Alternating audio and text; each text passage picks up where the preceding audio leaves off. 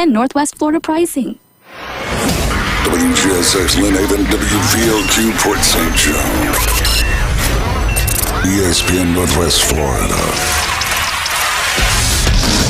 104.3 ESPN Northwest Florida gets results. Here's Brandon Strickland from Recommended Collision Center, Jinx Avenue in Panama City. At Recommended Collision Center, we're all about taking care of our community, and advertising on 104.3 ESPN Northwest Florida has helped us do just that. Social media ads were getting stale, but the Sports Blitz with Paul Wilson gave us a fresh way to reach local customers. We've seen more vehicles coming in for estimates, more phone calls, and more people recognizing our name. It's been a great partnership for our business, pairing up with 104.3 ESPN Northwest Florida. To see how 104.3 ESPN Northwest Florida can help grow your business, go to ESPNPC.com and click the contact button. Get your message heard and cut through the clutter. Go to ESPNPC.com and click the contact button. 5, 4, 3, 2. Stand by. On my mark. You survived the workday. Now survive the truth. Don't you want to have the best 12 teams in college football playing each other? It's time for the hardest hitting 2 hours on the Panhandle. I love it. You're coming through. You got it, baby. Now into the huddle with Paul Wilson on the Sports Blitz. It is a joyous day. I love your show. From the Emerald Coast to the edge of the atmosphere.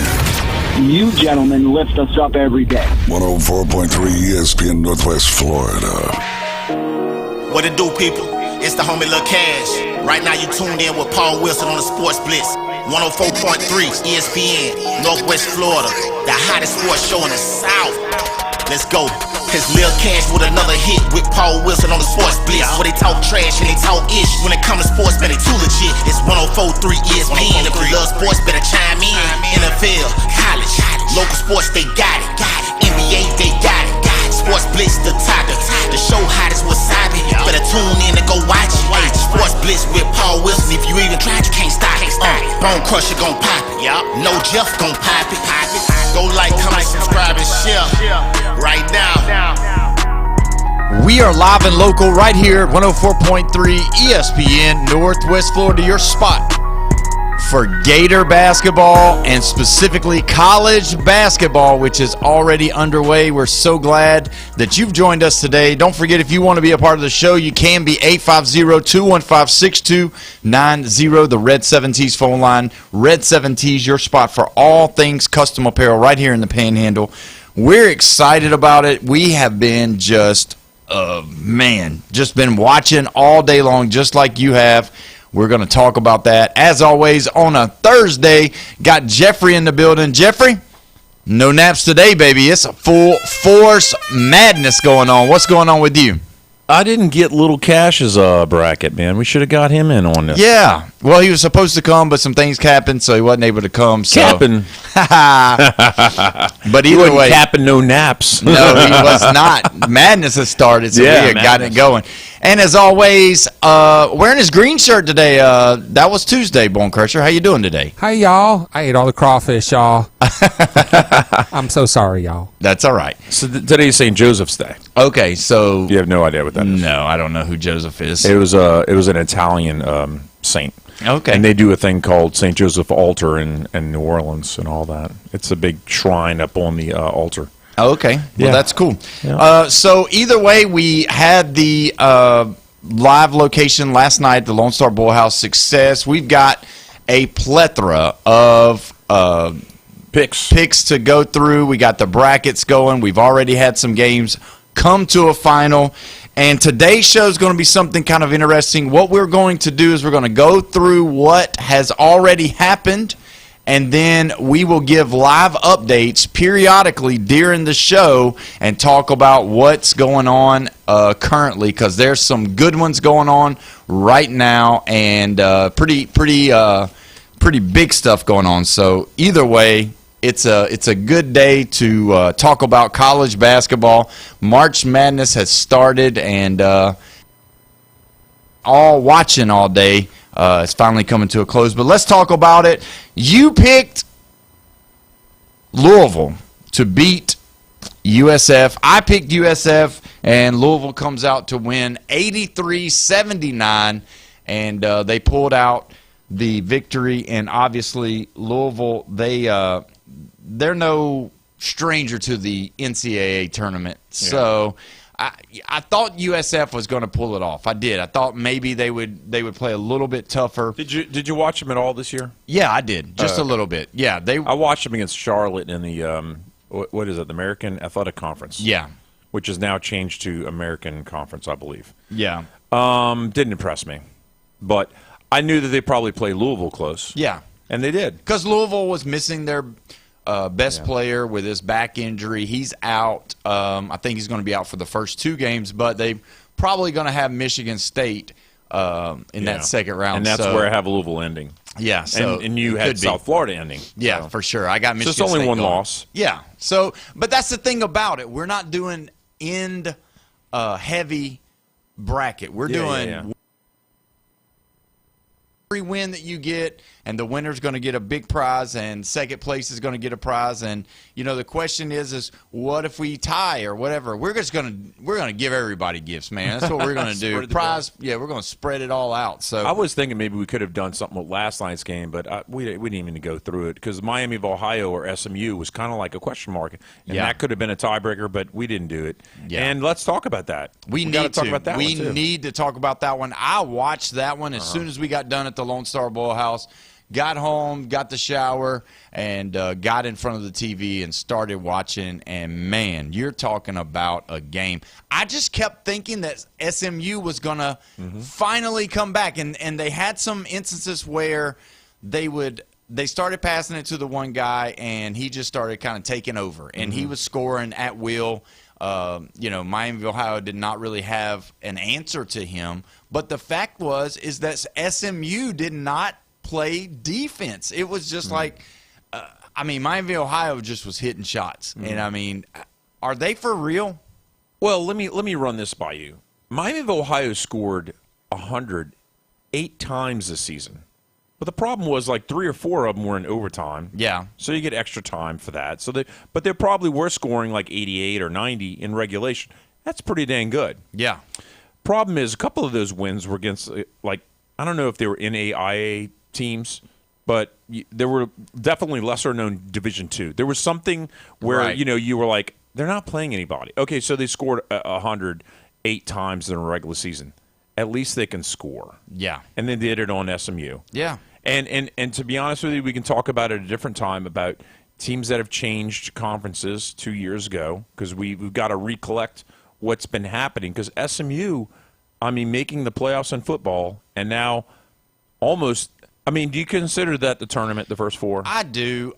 Because you're playing in a tournament game. It's a tournament game. It's against someone that's out of your conference that that you're playing. So to me, you made the tournament. It's better than playing in the NIT. I go ask Auburn if they would have loved to have played last night against that Absolutely. SMU team. They didn't care if it was NC State or Texas or whoever. It wouldn't matter. It wouldn't matter. They just we're happy to be here. Give us a non-NIT game, and so Miami of Ohio proved that they weren't just happy to be there, but they belonged. They belonged, and okay, so they had a 1-point lead. What, 6.5 minutes left? Yeah, and then they took it away, and they won by 10. I'm just saying the way the game was flowing, I thought for sure I was like, okay, SMU's going to get a couple stops. The one guy just kept going down. They'd throw the ball, do an ISO, boom, he'd score. They couldn't stop him. And then, man, it just seemed like Miami of Ohio would go back and shoot a 3. Yeah. And then they'd come back, and that same guy would get the ball, do a little ISO, score. Everybody's pumped up, clapping, or they might get an and one. And then the next thing you know, they throw it back to, Miami of Ohio. They get a stop. Miami of Ohio comes back and lets them score. And then they come back, and Miami of Ohio hits a 3. Boom. Same. It was like 8, 10, 8, 10. Got 6. Then it went to 8. Then it went to 11. And it was just like, it just kept rolling back and forth. And I was just like, this is not good. And I just kept saying, if they can't get stops on the defensive side of the ball, that's going to be a problem.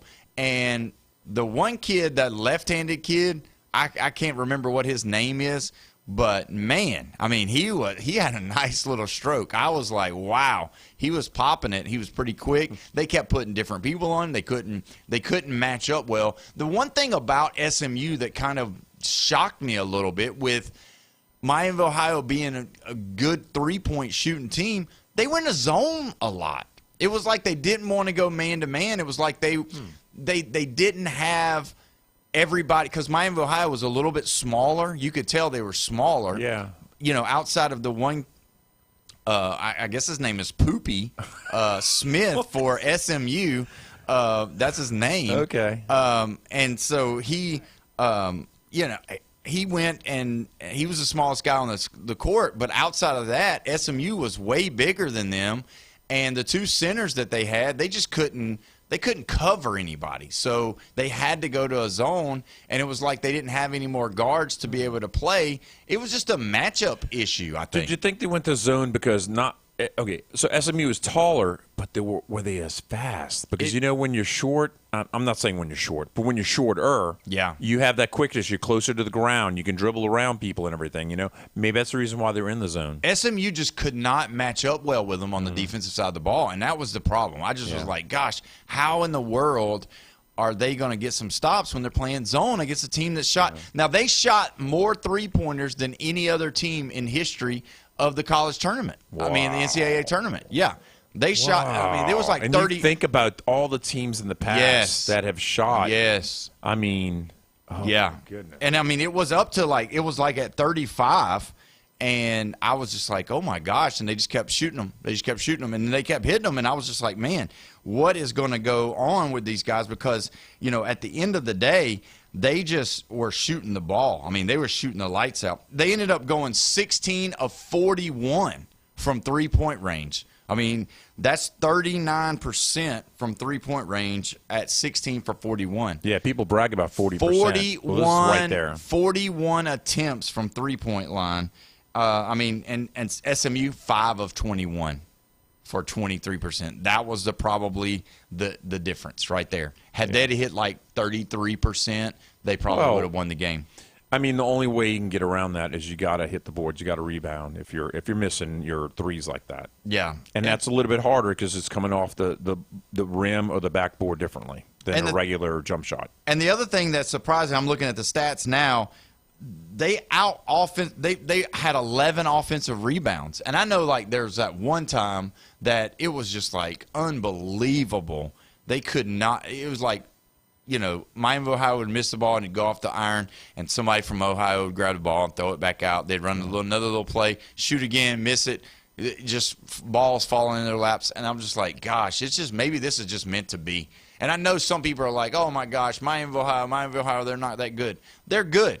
Will they be better? Will they move on? I ain't saying that, but I am saying that they look actually pretty good. I know you're looking for it. I see it, but I'm just like, how's that going to work? Do you take this, and I had been saying it before, that Akron is almost the equivalent to Miami of Ohio in that conference.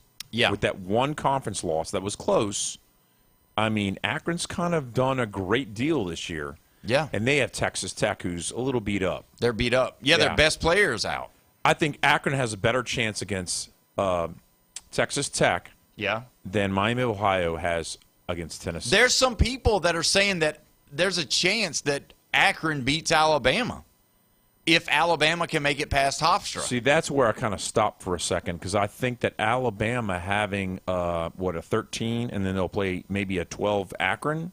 Yeah. They got an easy road, but in the third round, they're going to hit a roadblock. Yeah, they got Michigan. Yeah. I mean, but I'm just saying that's for me, it was with going back to Miami of Ohio, I think it's good for the tournament. I think it brings it, and then we can't not talk about their fan section. I mean, I don't know if you saw it, but they were in their Speedos. Yeah. Okay, it's not it's the swim team. Yeah, the swim team. Yeah. I mean, don't just say it's like random students and all that, because that's something that a regular LSU student would do. They have to be on a swim team. But Miami of Ohio was their swim team that did that. Yeah, and they were in their spandex, and they had their swim caps on, and their faces were painted. It was awful. I mean, I could see Jeff going to a game in a Speedo. I couldn't. Not in November. I guarantee you, not in November. But I'm just saying, gosh, it's crazy how Miami of Ohio brought it that night, play-in game. That had to be one of the most exciting play-in games I've watched in a long time. Usually it's matched up against teams that you don't know, and not that I know a lot about Miami of Ohio or SMU, but it was a refreshing game. It was a good game to start out the conference, and even the Texas-North Carolina State game was great. Oh, yeah. So 2-point game. NC State had a chance at the end, couldn't capitalize. They had basically it was a blocked shot. Yeah. Yeah. And those are the only – okay, so that was a 2-point game. There was another 3-point game. That was the Howard, Maryland, Baltimore County. Yeah. Right? And then the other one was like 11 or 12-point game. So, we had two close ones and two ones that not so much. But the Miami of Ohio game just kind of lost control after the last 6 minutes. Yeah, really. And I mean, when you look at how Miami of Ohio did it, though, they did it with just being able to shoot the ball, like you said, moving the ball. I think their coach is probably going to get another job. Somebody's going to offer him another job that's open, And don't be surprised. Don't be surprised if there's an early exit for the good old Tar Heels. If you don't see one of these new coaches get contacted to go over to North Carolina and make a run over there. I think the Cincinnati Bearcats have an opening. Mm-hmm. And Miami of Ohio is like, 25, 30-minute drive away from there? That might be a landing place. Yeah. He wouldn't basically have to move. No. Uproot his whole family. Yeah. See, the thing is about Cincinnati is you have the Bengals and you have the Reds. They got no basketball, so it's college. Mm-hmm. So you have your Xavier of Ohio. You have your Cincinnati Bearcats. You have Miami of Ohio.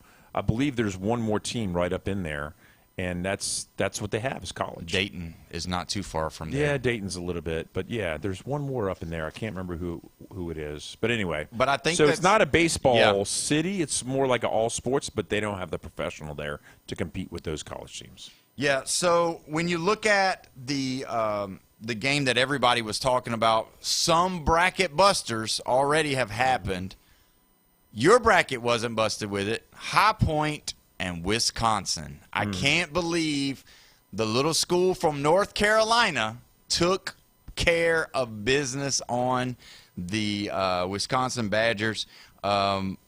Are you surprised about that? Did you think it was going to be that close, or were you pretty confident that you were going to see High Point take care of them? I was pretty confident on that one. It was a couple other games that I picked where it was upsets. I was like, if this happens, it's not going to be good for me, if my team loses, Yeah. And I did have a loss. I mean, I had Ohio State against TCU. TCU slipped by on Ohio State. Close game. Yeah. Well, let's look at the High Point Wisconsin game. We don't want to jump too far ahead. Okay. When you look at the offensive statistics, though, Wisconsin led in every category, from field goals to field goal percentage, from three-pointers. They were 9 of 23 for 39%. But that was the tale of two teams right there. High Point, 40 three-point attempts. They were 15 of 40 from three-point for 37.5%. And, I mean, if you look at it, Wisconsin went to the stripe 11. They were 11 from 12 from the free throw line, and that's 91%. And then you got 6 of 9. So there was only 9. High Point only shot 9 free throws the whole game. So the refs weren't helping them. No. They had 10 offensive rebounds to Wisconsin's 5. And, Wisconsin out-rebounded them 28 to 24. How do you get only 5 offensive rebounds in a game? I mean, and then you're not hitting every shot. It would be different if you were hitting every shot. Then you don't have to offensive rebound, right? Yeah. When you look at it, though, it's like points in the paint, Wisconsin led. Points off the turnovers, Wisconsin led. Largest lead was by Wisconsin. So is it turnovers? Personal fouls was 12. They had 17 assists to High Point's 18 assists. High Point had 5 blocks. Wisconsin had 4. High Point had 6 steals. Wisconsin had 2. Oh, that's a difference. That's turnovers. That's forced turnovers. But still, I'm just like, how did it happen? Except for the 15 from 40 from 3-point line, from 3-point range. Well, they that's were what it was. Competitive on a lot of those numbers. Out rebounding them by 1. Yeah, outstealing them by 4. There's a couple little things that lean towards a High Point. And that's basketball country because Charlotte and North Carolina, they love them some basketball. So do you think High Point being where they are in the bracket, do you think that they have a shot at Arkansas? Because Arkansas is playing right now, and we look for them to win that game. But, I mean, High Point, shooting a lot of threes. Seems like they're trying to score a lot of points. It could be one of those barn burners where who's going to outscore who, because that's what you said about Arkansas. Arkansas, their game is to outscore you. Their game is not to do anything but outscore you. So, High Point, are they legit? There's a lot of these teams that we're like, are they for real? Is Miami of Ohio for real? Is High Point for real? Are they going to be able to withstand these SEC, Big Ten, ACC schools, Big 12 schools that have been dominant all year? Are they going to be able to look like they belong when they go into playing against a team like that?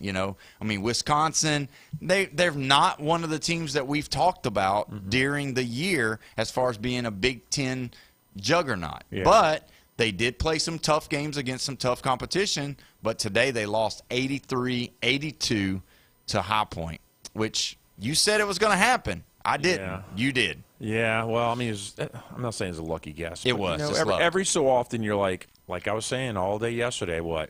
Yeah. Recent stuff, recent games and everything. You have to look at recency bias is huge. Yeah, recency bias. Now, here's the thing about Arkansas, though. I think they're going to beat High Point. I hope that High Point gives them a competition, because otherwise Arkansas may be untested 2 rounds in a row. And Arizona, I don't know if they're going to be playing Villanova or Utah State, but they could be untested for 2 games in a row. Yeah. And we're looking at the second weekend, and it's almost like, what did you do? You practice against lesser teams. Yeah. And then they're going to be coming up against each other. That's going to be a game to watch in the 3rd round. Yeah, that's Arizona, Arkansas, because Arkansas is on a streak. Yeah, they are. And Arizona is also. Yeah. It's going to be 2 powerhouses colliding. We're going to go ahead and take our first break. When we come back, we are going to have Alan Watson on the phone line. He's doing a little traveling right now, so I know he's been in the building lately, but we're going to get him on the phone and talk about some things going on in the golf industry. We listen to the Sports Blitz with Paul Wilson right here, 104.3 ESPN, Northwest Florida.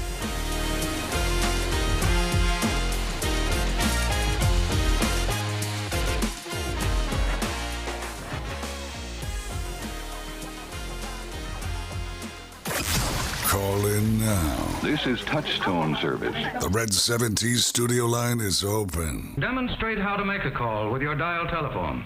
850-215-6290. Your home for college basketball. ESPN Northwest Florida. For the Florida Gators, the madness continues tomorrow night. He wants another 3. That one is good.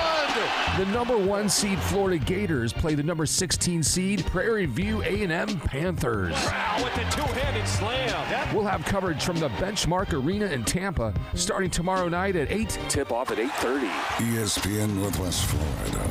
3, top of the key. Got it. Good afternoon. This is Anna with your weather forecast from ESPN Northwest Florida on this Thursday. Sunny the rest of the day with a wind out of the north-northwest at 8 miles per hour and 68.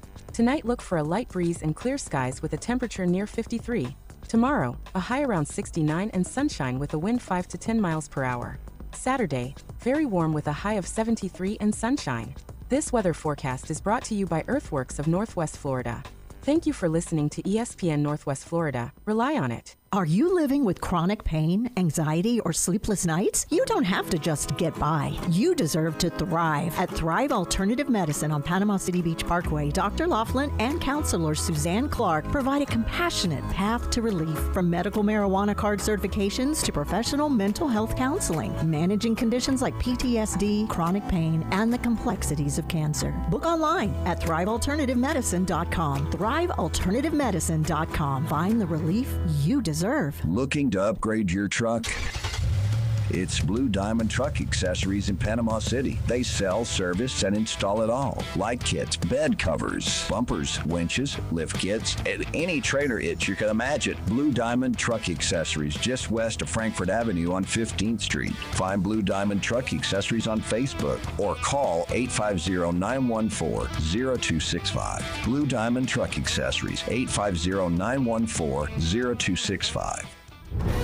Lanier in transition, hits the three, and a sign of life from Knoxville. Playing, driving right. Lob from Brazil and a two-hand slam. 6 on the clock. Now with 5. He drives on Maddox. Right elbow with 3. Spin to the foul line. Jumper up and it rattles in at the buzzer. Don't miss any of this year's action on the road to the Final Four with Westwood One's exclusive coverage of the men's NCAA tournaments. Listen live exclusively on 104.3 ESPN Northwest Florida and the ESPN Northwest Florida app. For everything in the world of golf, it's the Watson Report. Thursdays at 4:20 with Alan Watson from Golf Plus. ESPN Northwest Florida. Welcome back. We are live and local right here at 104.3 ESPN Northwest Florida, your spot for college basketball. Don't forget Friday night, Florida Gators versus the Prairiview A&M Panthers right here at 8 o'clock starts the airtime. Tip-off's at 8:30. Don't forget also Saturday, all-day coverage. You want basketball? You tune in. You'll be listening to it from 10 a.m. all the way up until midnight, the last game right here at 104.3 ESPN Northwest Florida, your spot for March Madness. Don't forget you can call in, text in on the Red 7T's phone line, 850-215-6290. We're excited. We got Alan Watson from Golf Plus on the phone line. Alan, how you doing today, my friend? I'm good, man. It's gorgeous. I'm up here in my original hometown of Birmingham, Alabama, just spending some time with my wife. Ran away from the store for a couple of days, and, man, it's gorgeous up here. Perfect springtime day. Did you get to eat at the restaurant you were telling me about last Thursday? Did you get to stop by there and eat? If it's the one I'm thinking of, yeah, we did stop in Montgomery on the way Yes. up. I think so. What'd I you can't eat? remember what conversation we were having. Yeah, but, that's it. you know. What did you eat? You said it was great. Well, now I haven't been to that restaurant yet. That one's we're going to be tomorrow night when we come back through Montgomery. The really nice one, Central, that we like in Montgomery. Today we stopped at Jim and Nick's on the way up, which is yeah, so barbecue, of course. So, but we need a little more barbecue in the Gulf Coast. You know, it's mostly seafood and chicken fingers for some strange reason, but we need a little more barbecue. But anyway, one of these days when I win the lottery, I'll bring a Jim and Nick's franchise to Panama City Beach. You have to drive all the way to Niceville for Jim and Nick's. Yeah. Yeah, they used to have one in Destin, you know, but after COVID, they just never reopened that location. So I don't know what happened there, but yeah, Niceville has one for some strange reason, but whatever. So we've been talking about the tournament. Obviously, we're right in the beginning stages of March Madness, and we had talked about it. As far as what you think now, do you have a favorite team that you think possibly is going to win this? I think we may see Florida, do something for sure. I don't have a lot of faith in. I know Arkansas finished strong in the SEC tournament, but I don't know. I'm assuming this Prairie View team that Florida has to play is what we would consider a Cinderella if they can actually do something. Considering I've never even heard of that school, so that's my new favorite team now that I've just heard that Prairie View. Oh man! I'm assuming their mascot is a prairie dog, but I'm probably wrong about that. But that would be hilarious. But no, it's kind of interesting because you saw a lot of the blue blood teams not make the tournament. I mean, to see a team like Indiana not, and then Auburn, of course, didn't get to make it. So it's like kind of interesting, a little bit different mix of teams this year. But I'm kind of hanging on my hat on Florida. Maybe just because we're somewhat local. Maybe that's why I'm feeling that way. I don't know. Yeah, a lot of people have picked Florida. We've got a plethora of brackets that were filled out last night at the Lone Star Boil House, and Jeffrey's going to be calculating all of the numbers, and there are a lot of teams or a lot of people that have picked Florida. So you were able to step away from your shop, so that must mean that the people there, your workers, are doing a great job. What's been going on at the shop? Yeah, they're doing a great job. Michael, my new fitter and teacher, has just been absolutely killing it.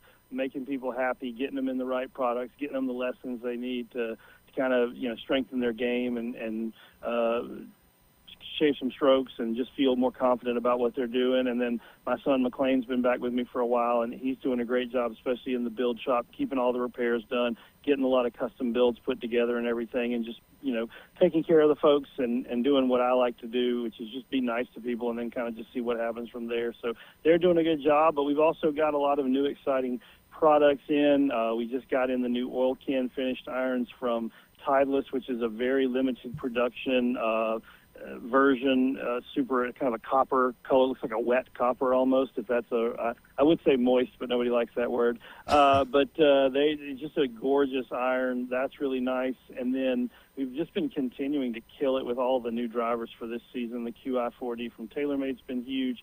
The Ping G440K has continued to rock.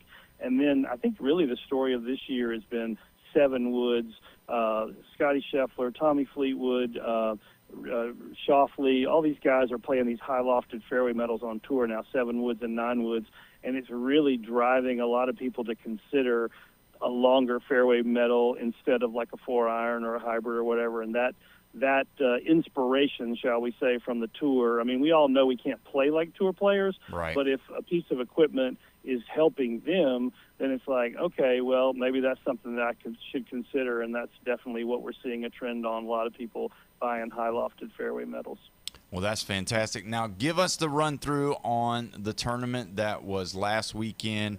I didn't get a chance to catch any of it, but I do know that Scheffler did not win it. So no, he did not.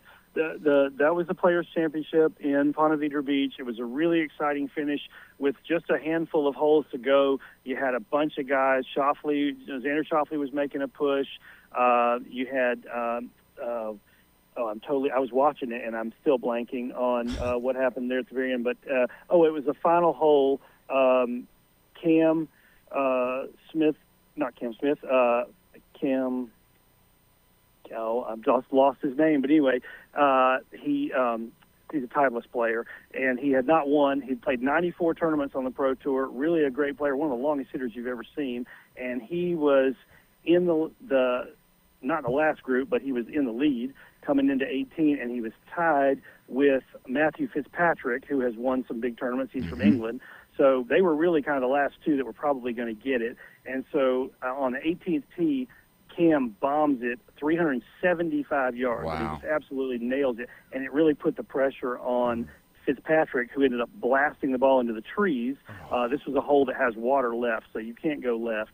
So he hits it in the trees, has to waste a shot coming out, and ultimately Cam ends up winning the tournament. And just a really big day for him because, like I said, he had not won. And I can't think of his last name. Cam Young. There you go, Cam Young. Anyway, so just really exciting for him, being kind of one of the younger guys on tour and getting his first big win. And that's widely considered the fifth major. And even if you don't consider it that, and that's fine, it's still one of the biggest purses and one of the best fields in golf. So anytime you can win that tournament, that is a real feather in your cap for the rest of your career. So good for him. But like I said, Schauffele, Fitzpatrick, and Cam, they were kind of the bigger names that really ended up at the top of the field. Straka kind of fell back. Scheffler kind of fell back. A couple other guys that you thought were going to make a push or looked like they wanted to, they just didn't quite get it done there at the end. So, but yeah, it was a good tournament. So I don't know how you pronounce his name, but the Swiss guy, is it Ahlberg? Oh, Oberg. Oberg, yeah. He's the one who kind of failed on the last round. Yeah, he had played really well. He had shot like 9 or 10 under in the first or second round, like had gone really, really low. He was playing great, and then you're right, he really fell off in the end. Obviously we talk about sports, and in football they say we got to play 60 minutes, or in basketball they say we got to play all 4 quarters. Well, in golf you've got to play all 4 rounds really, really well, and having even one bad round can put you out of it. And a lot of times it's that last day when guys are feeling the pressure and they're 5 shots back or 3 shots back or maybe 7 or 8 shots back, and they need some help. So they're going to have to press. And when you press on a golf tournament, that so much water and so many difficult holes like what you have at TPC Sawgrass, it's just it's not a good place to have to fight that hard. And so, yeah, he fell back and did not contend. But he's really one of the top players and one of the top international players, and somebody who's already won some big tournaments and is going to continue to Ludwig Oberg is his full name. So, yeah, he's a superstar in the world of golf. Let me ask you this, for some people that don't know, how do they track the whole number one in the world? Because obviously if Scheffler didn't win this tournament, do they do it like a point system, or is there like how they finish and all of that, and then they kind of say, okay, well, they're number one in the world? Because obviously Scheffler comes into it as pre-ranked number one in the world. Absolutely. We have what's called the official world golf rankings, the OWGR, and they take points from overseas tournaments and, of course, the PGA Tour, so what's called the DP World Tour that used to be called the European Tour. So those two tours and some other tours as well. They even started awarding points to Live Tour recently. So there are points given based on where you finish in these tournaments, and some tournaments are weighted more heavily. So signature events on tour are weighted more heavily than regular events. Majors are weighted more heavily, obviously. And so when you get those points, and you have somebody like Scheffler who's been winning a lot and finishing high, he's going to accumulate a lot of points. So even when he has a rougher week like he had this week, he's still not going to drop out of the number one spot because he has such a big lead right now. But, yeah, you've got guys like, I mean, I think it was a year or two ago where Rory and Scheffler were really, really close in official world golf ranking points. But, you know, you'll see guys, especially early in the season, they'll jump pretty high with one win, but then if they don't do anything the rest of the year, obviously they tend to drop back. But, yeah, it's a weighted point system, and it's separate from the FedEx Cup points that are just for the PGA Tour to determine the finishing points at the end of the year. But, yeah, I mean, I think Scheffler is going to be on kind of a Tiger-esque run where he's going to hold on to the world number one for a long time. I don't see him giving it up. He's just too dominant in the long run. And, of course, like any athlete, he's not going to win every week, but he's going to win enough that he's going to be the GOAT. In 10 years, 15 years, we're going to be talking about Scheffler, not in the exact same breath as Tiger, but we're certainly going to be saying, hey, that was the dominant player of that era. He's going to own this part of golf for sure. Do they give for the number one player, do they get a cash or anything, or just the sake of just calling them the number one and maybe a trophy or something? Yeah, I don't think there's any financial gain to it that I'm aware of. I'd have to look into that. Obviously, if you win the FedEx Cup, there's a huge payout. I think it's $20 million or whatever. So that's really what these guys are playing for when you're playing on the PGA Tour. Is you're playing for the majors throughout the year. You're playing for FedEx Cup points so that you can at least make the playoff, and then you're playing for that FedEx Cup, and that's really the big bucks.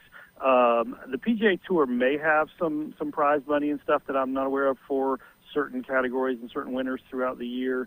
But as far as I know, the OWGR does not pay anything. It's really more of just a tracking system. What they do is not the big tournaments, but the smaller ones like the Zurich Classic or something like that. They'll say, okay, we're going to pay you this amount of money just to come and play at our tournament. So it's beneficial to you for you to have a high ranking, and then therefore they pay you just to come play at their tournament. Yeah, I mean, appearance fees and sponsors and things like that can certainly come from being a high-ranked player. So, yeah, that's another thing. That's a good point. I mean, if you think about it, you've got a guy like Justin Thomas who's shopping for a new clothing deal right now because he's not with Grayson anymore. And so if he's doing better than he's doing right now, of course he's been out with an injury, but if he's really high in that official world golf ranking and he's getting some good TV time and exposure and he's winning, then that helps him to go to somebody, a sponsor, whether it's clothing or cars or sunglasses or jewelry or whatever, and get more money, or like you said, get money to come and do an appearance fee. I know John Daly back after years, this was years ago, but after he had won the U.S. Open and the British Open, and his career wasn't going that well after those two majors, but he was still getting big bucks just to show up because he draws a crowd, right? So ticket sales. So it's just ticket sales is all it is. They didn't care whether he finished or not or won the tournament. They just needed him to be on the card so that people would want to come see him play. That's Jeff's favorite golfer, by the way, because he'd be smoking a cigarette and hitting it with the beer. Beer? He was probably bourbon, straight bourbon in that glass. Yeah, he's a Diet Coke. And I think he eats a lot of M&Ms on the course too. They said, but He's got a trail of them. They said he'll go through like 12 Diet Cokes and like 5 or 6 packs of M&Ms in a round. And I'm sure there's probably some alcohol and cigarettes involved as well too. So what's crazy? That's enough about my Friday night. So what's crazy is that this one had a purse of $25 million. Wow. And it's graduated. You know, like you win, you get a big chunk, and then it kind of graduates down from there. So it's amazing. I mean, what the difference is between second and like fifth place. Yeah. So, Alan, we're just about up to the break. If you could just give us your location and your hours of operation, my friend. Yeah, Golf Plus, our store, is located at the Shops at Edgewater, right next to Firefly Restaurant on the corner of Front Beach and Richard Jackson Boulevard there in Panama City Beach. We're open Monday to Friday, 9 to 5, and 10 to 4 on Saturday, closed on Sunday. So, yeah, come see us. Well, I'll tell you what, man. I want you to make sure that you eat something good when you go to your place in Montgomery. Take a picture, put it on Facebook and all the social media so you can see it. And we'll definitely just be sticking to our chicken fingers and seafood down here. Hey, well, when I get back, we'll have to go to the Boil House and get some crawfish because that sounds good great to me. I hate that I missed y'all the other night. Yeah, it was a fantastic time. We had a great time, and they cooked out of the crawfish by 6 o'clock. So right after the show, all the crawfish were gone for the night. So there you go. Oh, my goodness. So it was a great time. Awesome. Well, thanks for letting me be on the show again, guys. Always fun. Yes, sir. Alan Watson from Golf Plus. Go see those guys over there. They'll take good care of you. Be careful on your way home, my friend. Well, when we come back, we are going to dive into what's going on and what's already happened right here on March Madness. You're listening to the Sports Blitz with Paul Wilson at 104.3 ESPN, Northwest Florida.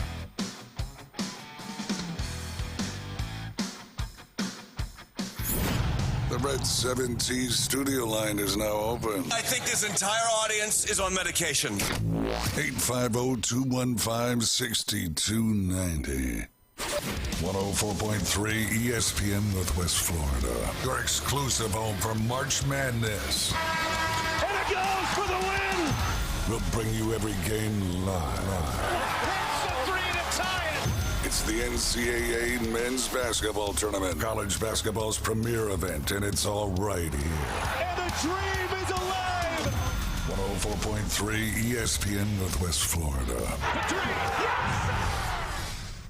Are you living with chronic pain, anxiety, or sleepless nights? You don't have to just get by. You deserve to thrive. At Thrive Alternative Medicine on Panama City Beach Parkway, Dr. Laughlin and counselor Suzanne Clark provide a compassionate path to relief, from medical marijuana card certifications to professional mental health counseling, managing conditions like PTSD, chronic pain, and the complexities of cancer. Book online at thrivealternativemedicine.com. thrivealternativemedicine.com. Find the relief you deserve.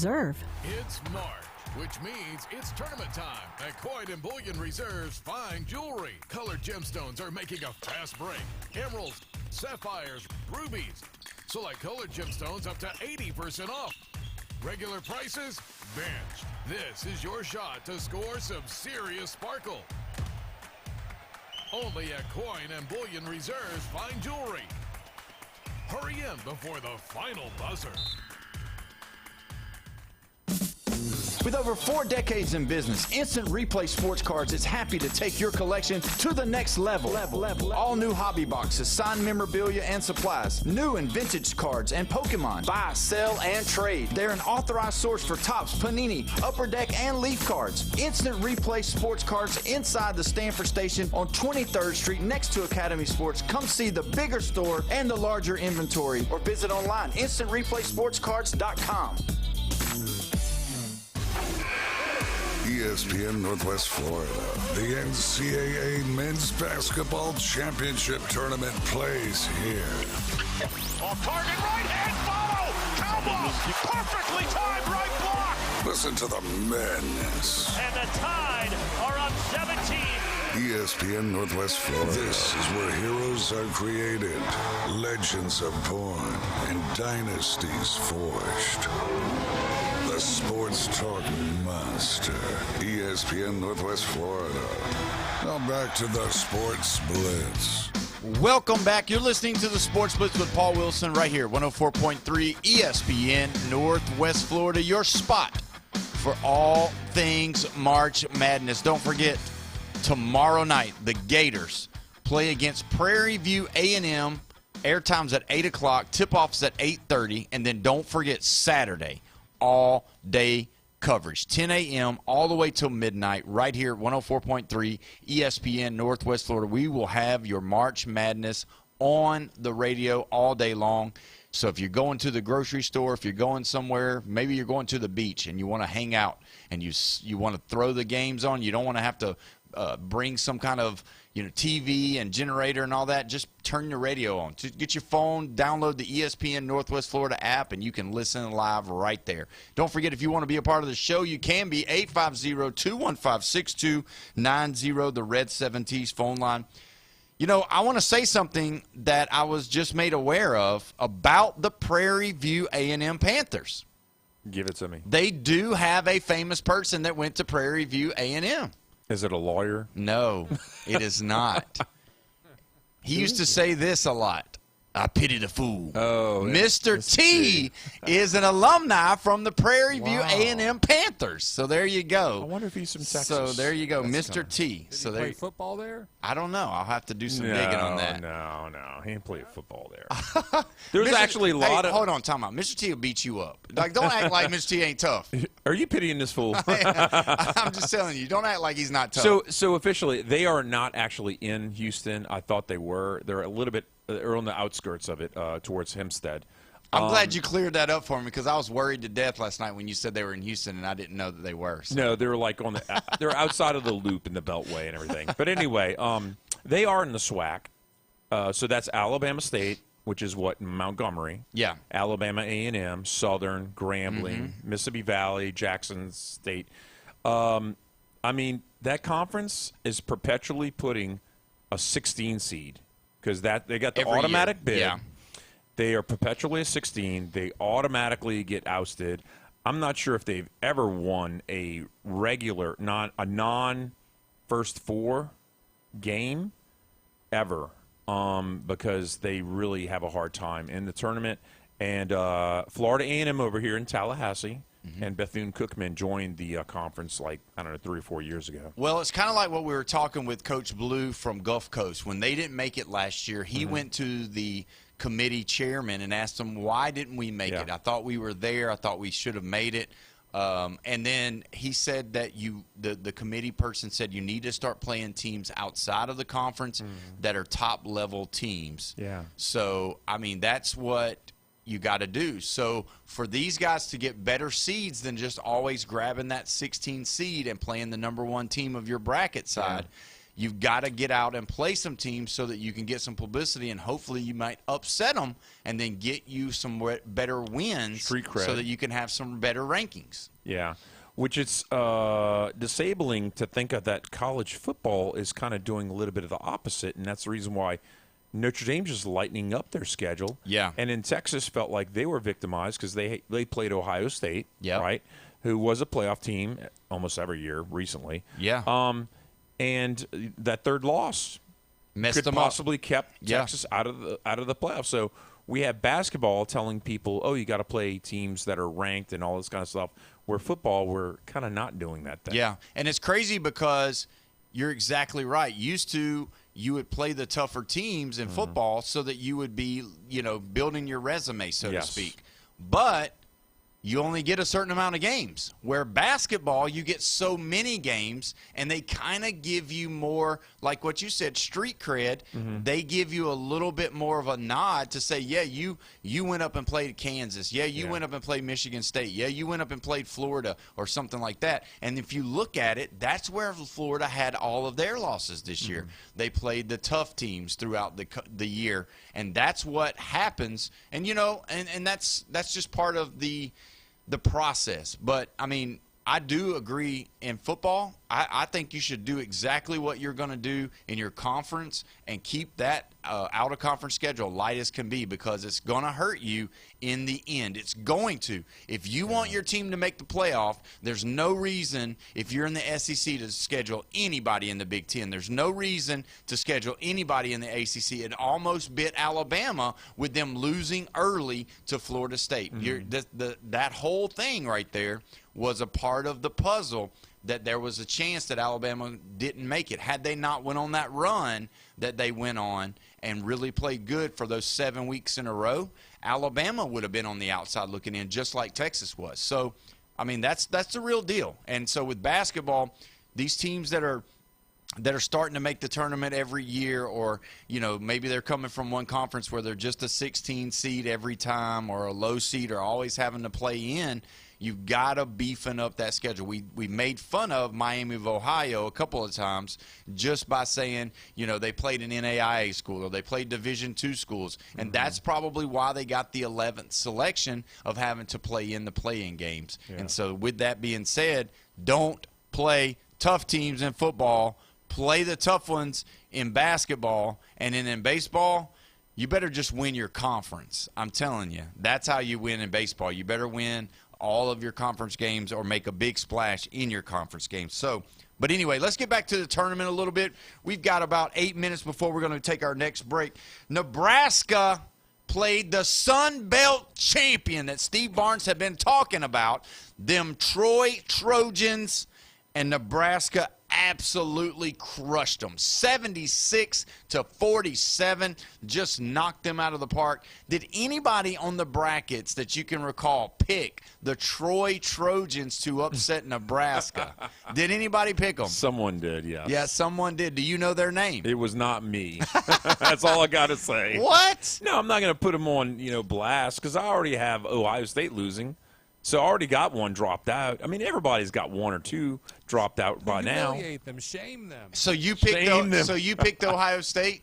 Yeah, against TCU. Yes. Yeah. Okay. Yes. And so I think it was Tennessee Brandon, wasn't it? Okay. Well, I don't have his bracket, and he didn't text it to me either. Yeah, we got it. I got it. You have it, which is good. It's in safe hands. Because, he'll be whiting it out. Yeah, no, I'm just joking. Let me just say this. Yesterday you were making the statement that you were going to send yours in like a minute before the tournament started. No, I will say Jeffrey did send me his bracket last night. So either way, he is. And the thing is, I did all the lines, and then I didn't put where winner. And I said, okay, well, my winner is Arizona. Yeah. Which is actually a less popular pick. Yeah, right now it is, for sure. Yeah. So, with that being said, Nebraska, they're moving on. And, again, they started out really hot. They started out being one of the teams in the Big Ten that you were like, whoa. 20-0. They went on that 20 – yep, I was going to say they went on 20-0 run.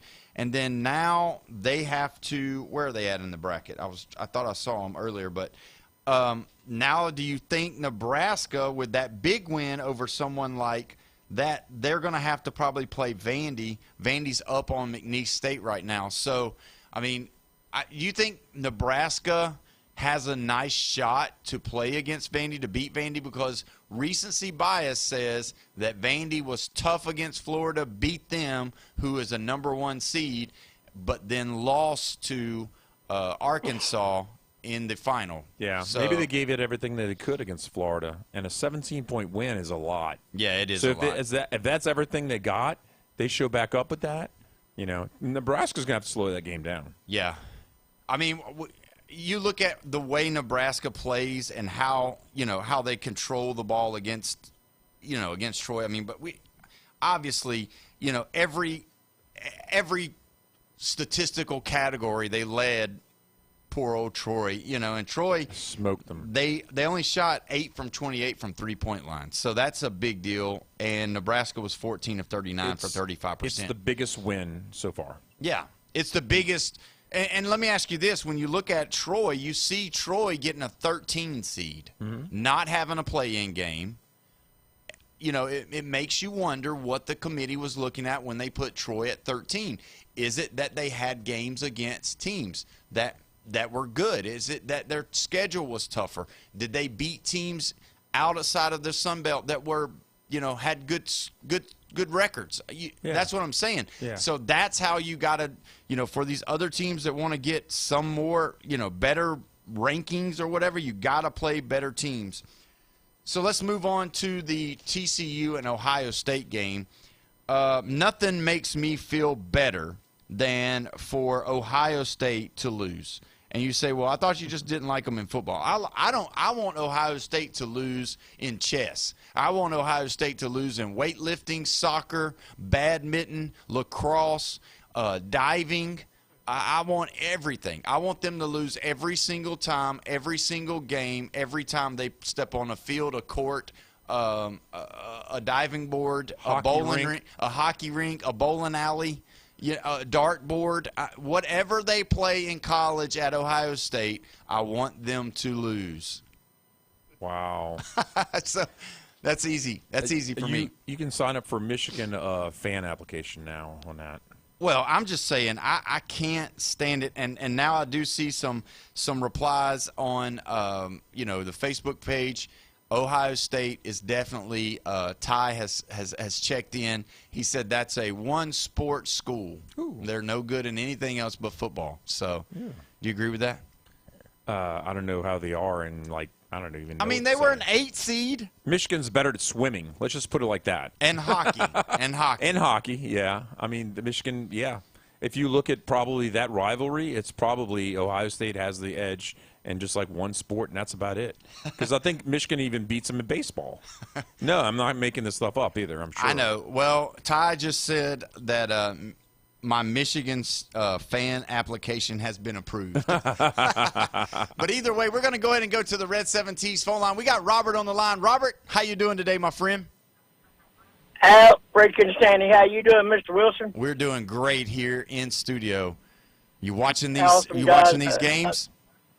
Yes, sir. I've been watching them all day. I'll tell you what, you better watch out for High Point. Them boys can play some defense. They can shoot the ball.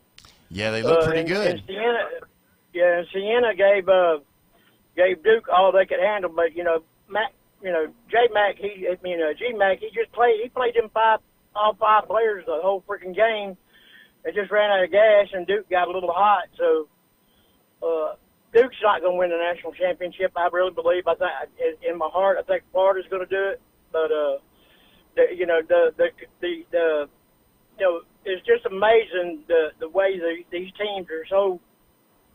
It amazes me just going back and watching these teams.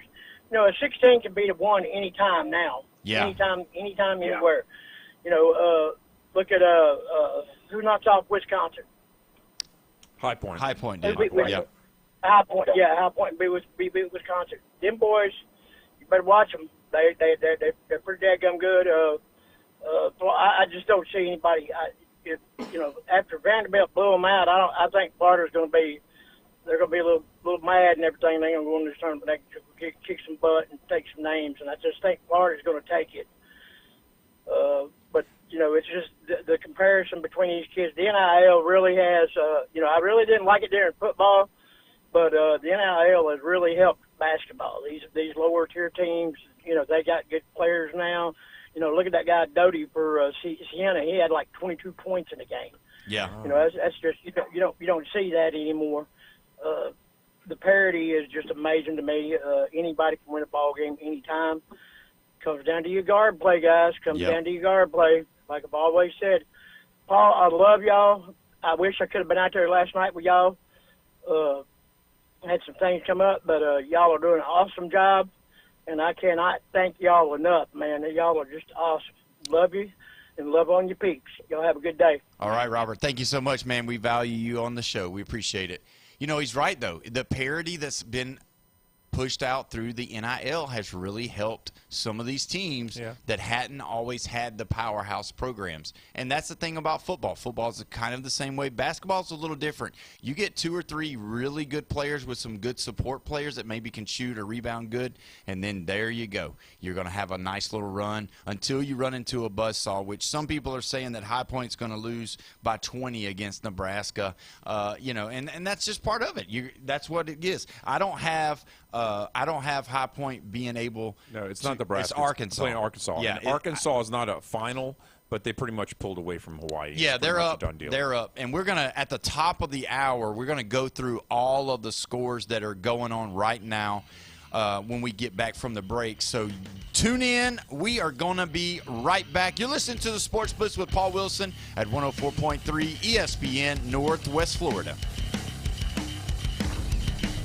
Get in the game. Call or text us now on the Red 7T studio line. 850-215-6290. ESPN Northwest Florida.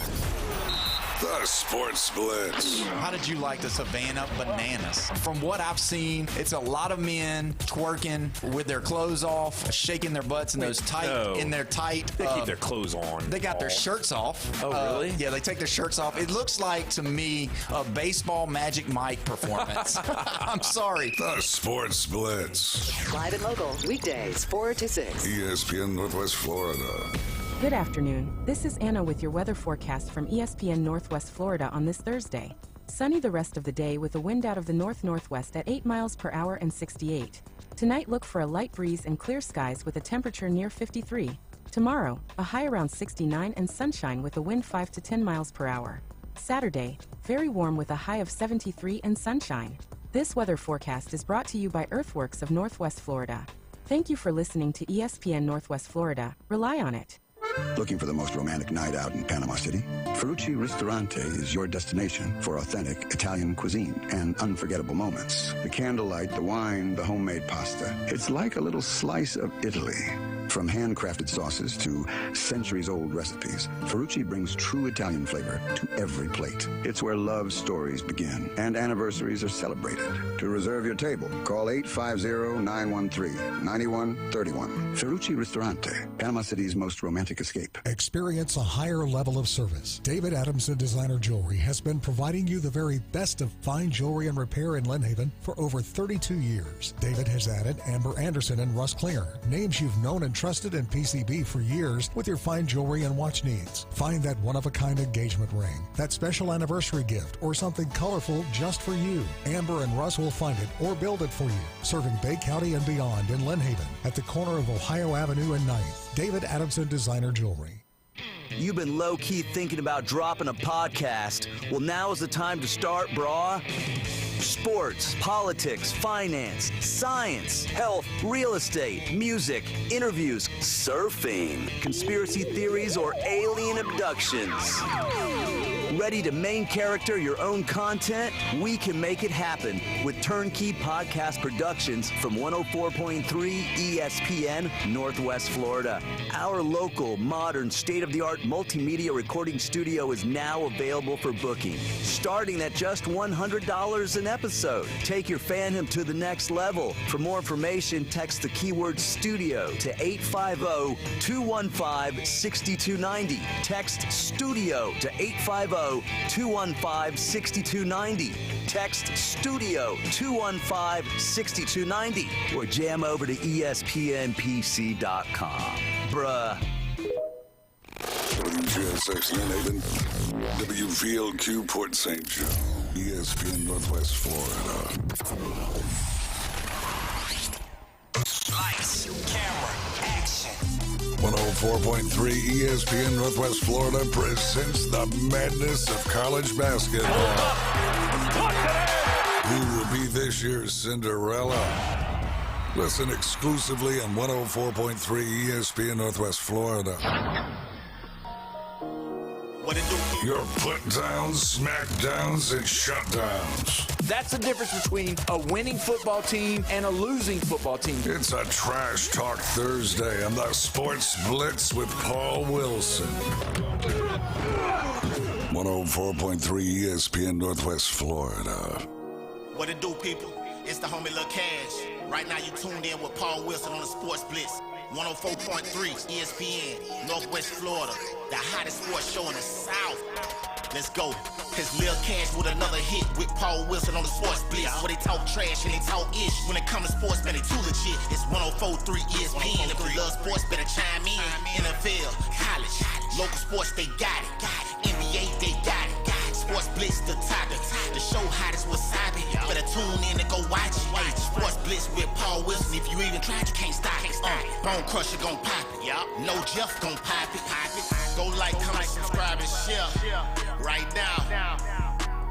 We are live and local right here on this beautiful Thursday in Panama City Beach. It's 5 o'clock. You got one more week or one more day to the weekend, baby. And we are pumped up about it and ready to go, man. Another week to the weekend. Another week to the weekend, I promise you. Paul's got 5 Mondays. I got 5 Mondays to go before the weekend. We are ready to go, though, man. This March Madness is going crazy. If you want to be a part of the show, call in, text in on the Red 7T's phone line, 850-215-6290. Don't forget, Friday night, tomorrow night, the Florida Gators are going to be playing the Prairiview A&M Panthers. Airtime starts at 8 o'clock, tip-offs at 8:30, and then all day long on Saturday, 10 a.m. to midnight. You're going to get all the games right here at 104.3 ESPN Northwest Florida. A Quick big deal. factoid on that Prairiview team. Mr. T did play football. He went to He had a scholarship to play football there, played 1 year, and was expelled from the school. Yep. Yep. There you go. So Mr. T did play football in college, and you didn't. So you can't say anything. You were like, oh, Mr. T don't play no football. He didn't play you didn't play football. I played intramural flag football. Yeah. It counts. Yeah, we know. Two-hand touch back in your day. They didn't have flags. Yeah, yank that flag They didn't off have flag football in your days. Actually, they did. No, they didn't. And I did actually They play. didn't. He played two-hand touch. Whatever. We got to get live going on. So it looks like Michigan State, we're going to do a little game break right now. Michigan State with 9 minutes and 36 seconds. They are absolutely handling North Dakota State. Michigan State being a number 3 seed, North Dakota State being a 14th. This wasn't a surprise. 72-49 with 9:36 to go. Michigan State looks like they are imposing their will on them. It doesn't look like it's an evenly matched game. It looks like Michigan State, all facets, whether it's guard play, in the paint, all of that, they're just dominating them. And that's what you expect. The Big Ten, they're tough this year. Also checking in on the Arkansas Hawaii game, 75-60. Arkansas up by 15 with 10 minutes and 15 seconds to go in that one. Arkansas keeps on getting out to 18, and Hawaii just hit a 3 to make that a 15-point game. Yeah. They keep on trying to pull it back in. Arkansas, I'm sure, is playing a safe game, not trying to give the game away, probably slowing it down a little bit, and they are, third highest scoring team in the nation. In the country, behind Alabama. I'm just saying, don't expect them to score 90-something points because they're probably just going to try and ghost in for that win. Hawaii, coming out of the Mountain West, has multiple teams. Some of these conferences that are not the Power Four, they don't usually get 2 or 3 teams in there. But the Mountain West is one of those that is able to do that. Well, and it's like Hawaii. They're a 13th seeded team. Yeah. Not bad, but the end of the road is definitely for them. But, again, these blue bloods are just too much for some of these teams, so it's a big deal. So let's look at it. Everybody was watching right before the show today, Duke and Siena. The Duke did not look good in the first half. Did not. They were down by 11 going into halftime, and Jerry McNamara had them Siena boys playing really good. 16 playing a 1, 71-65 Duke. Surprising, right? Obviously. Oh, absolutely. Yeah. I mean, if they had pulled it off, that's all we've been talking about right now. Yeah, that would be the talk of the day. We're talking about High Point, but Siena would have been the name if they had just pulled it off. Jerry McNamara, you remember him, highest scorer in the college basketball game. Played. What are you looking at me like that? Where was he at? Syracuse. Oh, I don't even remember him. Wow, I'm in Mello. You're just losing. You're losing all. Carmelo. You're losing all your basketball cred. McNamara. Earlier, you talking about street cred. You don't remember Jerry McNamara? No. What year was that? The year that Carmelo was playing. He was the one knocking down the threes. Well, I was too busy watching Carmelo. Whatever. I can't believe that. You need to during the break. You need to look him up so that we can get that taken care of. So when you look at the field goals for Duke, they were 24 for 59, 40%. Siena got a little cold. The problem for Siena is in the beginning they hung tight, but McNamara did not have a bench for those guys. So when them not having a bench, they wasn't able to last. They got a little tired. Shots started falling a little, a little slow. So 25 for 65, 38% from the field. Now, they did go 9 from 26 from three-point range, which is 34%. Duke, 5 for 26, a 19%. Now, check this out. If Duke is shooting like this against a team like who they're going to be facing, are we going to have a early exit from the Duke Blue Devils? I mean, so they got TCU next. Yeah. And then they either follow up against Kansas or St. John's possibly. St. John's on a roll. That you remember last night, I was like, that's a part that I don't want to fill out because I was thinking maybe St. John's could take Duke. And I ended up caving in and going with Duke. It was a hard one, though. So this is the craziest thing. I mentioned it, but I don't believe you understood it because you looked at me and just kind of smiled or whatever. I want to tell you this. Siena played 5 people the whole entire game. Are you kidding me? I am not kidding you. They did not trust the bench. They had 5. I'm looking at it right now. Siena played 5 people all 40 minutes. Nobody on their bench played.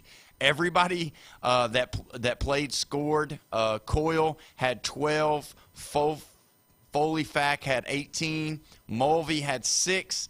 Doty had 21. And Schultz had 8. Everybody else had none, no minutes played. He played the starting 5 the whole 40 minutes of the game, and they just did not have enough. 6 points loss to Duke, and they played the whole game. That's impressive. I don't care who you are. If you've never played I don't care if you're playing a pickup game at the rec. I don't care if you're playing in the church league. I don't care if you're playing at the YMCA or the Martin Luther King Rec Center over there with Javion Elliott.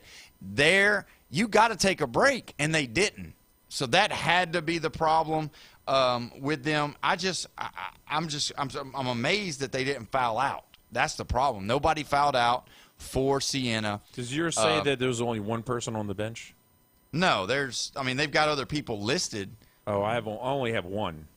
There's other people listed, but there's nobody. I have nobody. I have a Christian Jones. Oh, okay, yeah.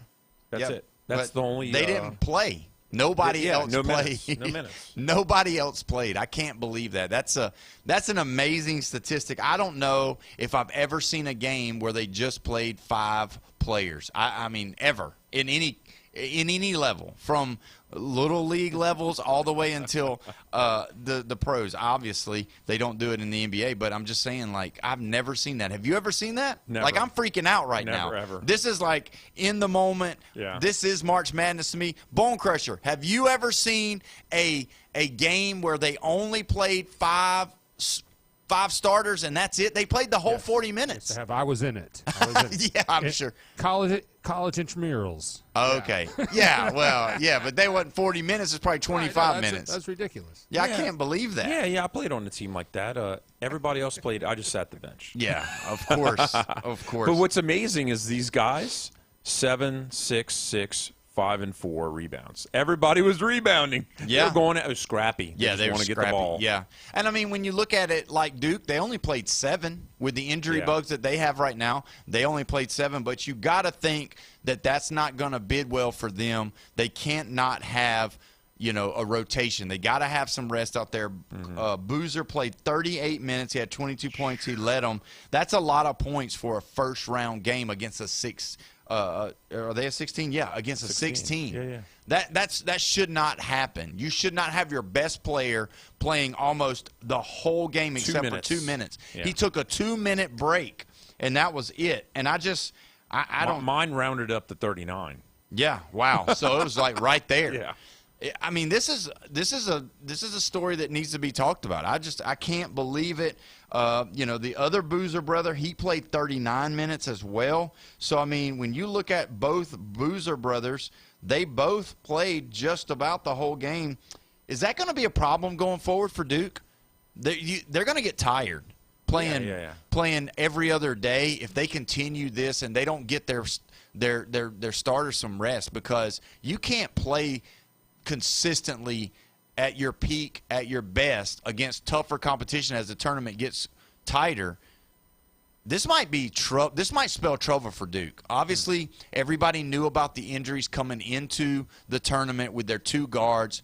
Now their one guard's out for the year. The other guard is going to be out for at least the next 2 games, this game today and then the next one. So, I mean, he might even not come back. And if that's the case, could it spell trouble for the Duke Blue Devils? I think so. I think they're going to be the first number 1 out.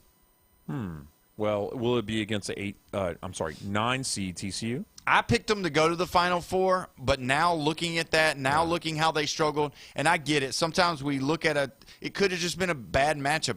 You know, McNamara could have just had the secret sauce to know how to play that team and knew exactly what they were going to do. And all of this, maybe he's a master tape watcher that he knew exactly how to, manipulate his team to beat Duke or to try at least to be right there with them. And, the next game they might win by 20, but you got to be able to rest your dudes. And if you see a game like this one that we're watching with Michigan State and North Carolina State, they're up by 20 right now with 20 with 6:15 to go. And, obviously Izzo's going to give his starters some rest. He's not going to play them the whole game. He's going to spread the love a little bit, get some new people in there, let them get a little time on the floor to rest and to keep that lead.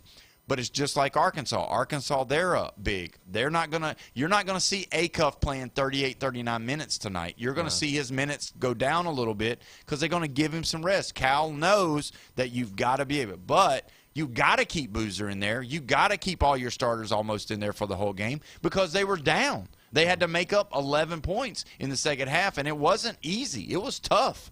So moving forward, man, I mean, gosh. So if you pick Duke to win it all, I don't know, man. That's going to be I'm not seeing it right now. I mean, I picked them to go all the way to the Final Four, but, man, if I could redo it, I'd probably change that. And these number 1 seeds, they don't have to travel. Yeah. Because they're playing in Greenville, South Carolina.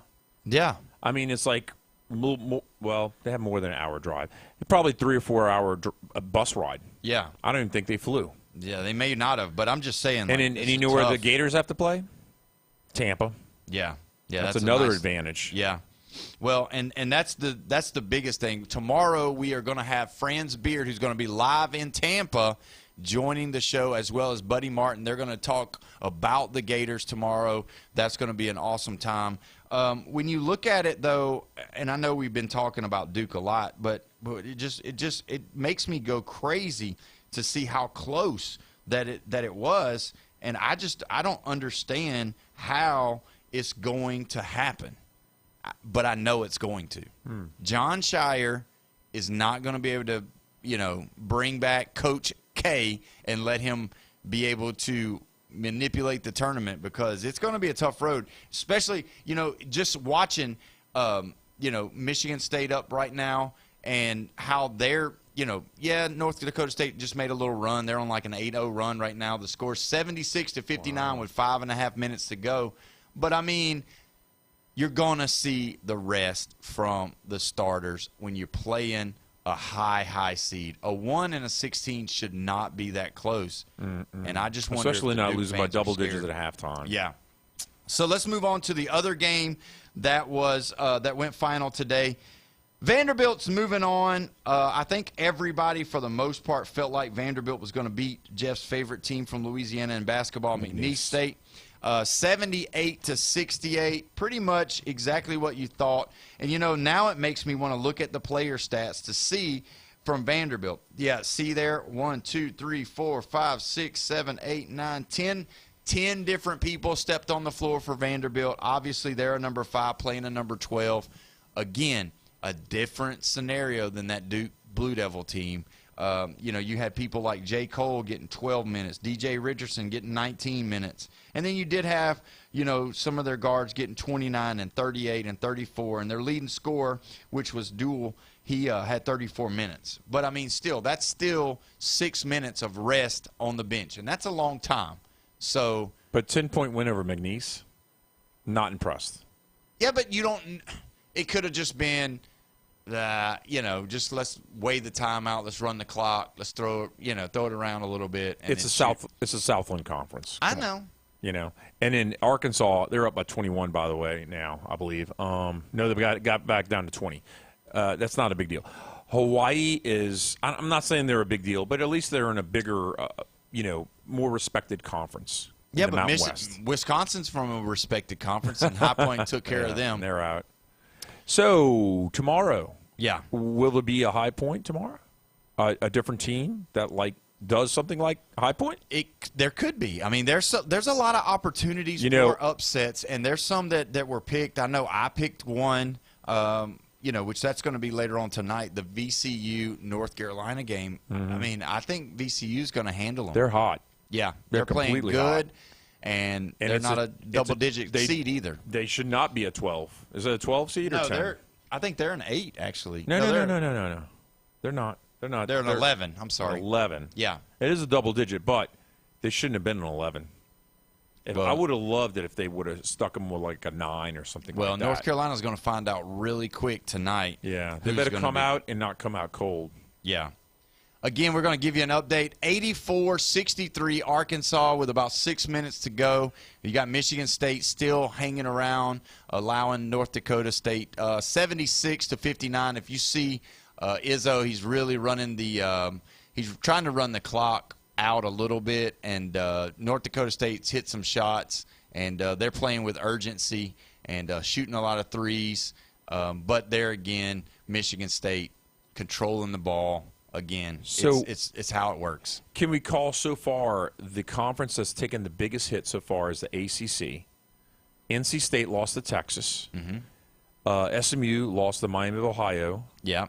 And Duke came out cold. Yeah, Duke looked flat. Yeah. Yeah. The ACC is better step it up.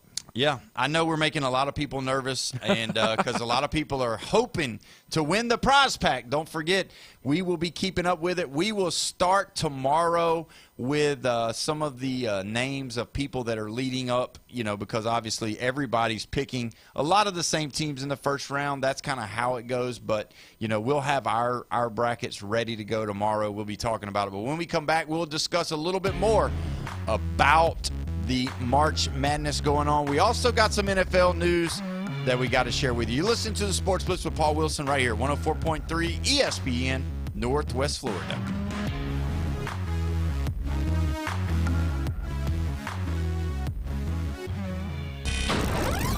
Taking your hot takes, rants, and takedowns. Let's hear it on the Red 7T studio line. 850-215-6290. They've got the heat, and we've got the call. And he is toast. Swung on and missed. With Chris Sale leading the charge and Spencer Strider bringing the fire back to the mound.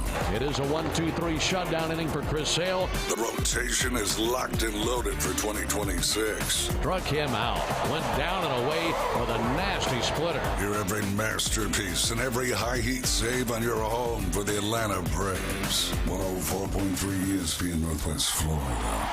This is Joanna with ESPN Northwest Florida. Here is your weather forecast on this Thursday evening.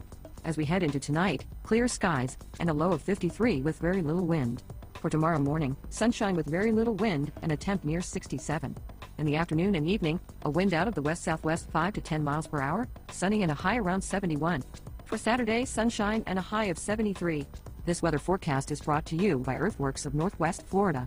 Thank you for keeping that dial at ESPN Northwest Florida. Rely on it. Are you living with chronic pain, anxiety, or sleepless nights? You don't have to just get by. You deserve to thrive. At Thrive Alternative Medicine on Panama City Beach Parkway, Dr. Laughlin and counselor Suzanne Clark provide a compassionate path to relief, from medical marijuana card certifications to professional mental health counseling, managing conditions like PTSD, chronic pain, and the complexities of cancer. Book online at thrivealternativemedicine.com. thrivealternativemedicine.com. Find the relief you deserve. Crawfish season is back, and the heat is on at Lone Star Boil House.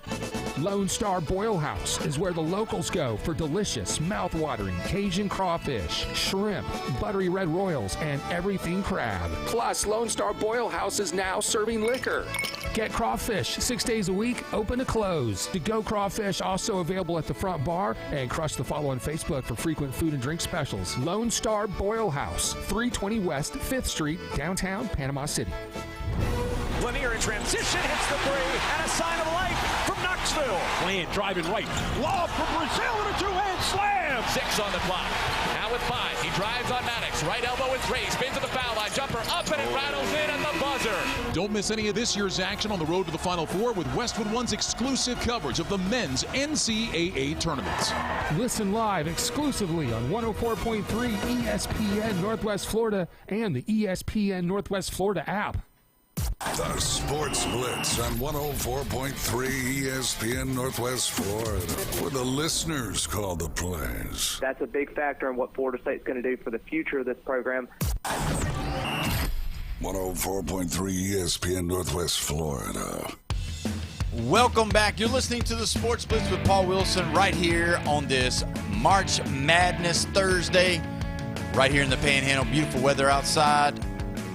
And the Gators are going to be playing tomorrow against Mr. T's Prairiview A&M Panthers right here at 104.3. Airtime starts at 8 o'clock after the show, and the tip-off's at 8:30. Don't forget it. Also, Saturday, all-day coverage, 10 a.m. all the way to midnight. March Madness going to be going crazy right here at 104.3 ESPN Northwest Florida. Also, don't forget, if you want to call in and text in, don't forget you can do that, 850-215-6290, the Red 7Ts phone line. Before we get into more basketball, I do want to say something about football. I know this is going to be near and dear to your heart. We didn't get to talk about it yesterday because we were on live and location doing our March Madness picks. Your boy. Oh, I know it is.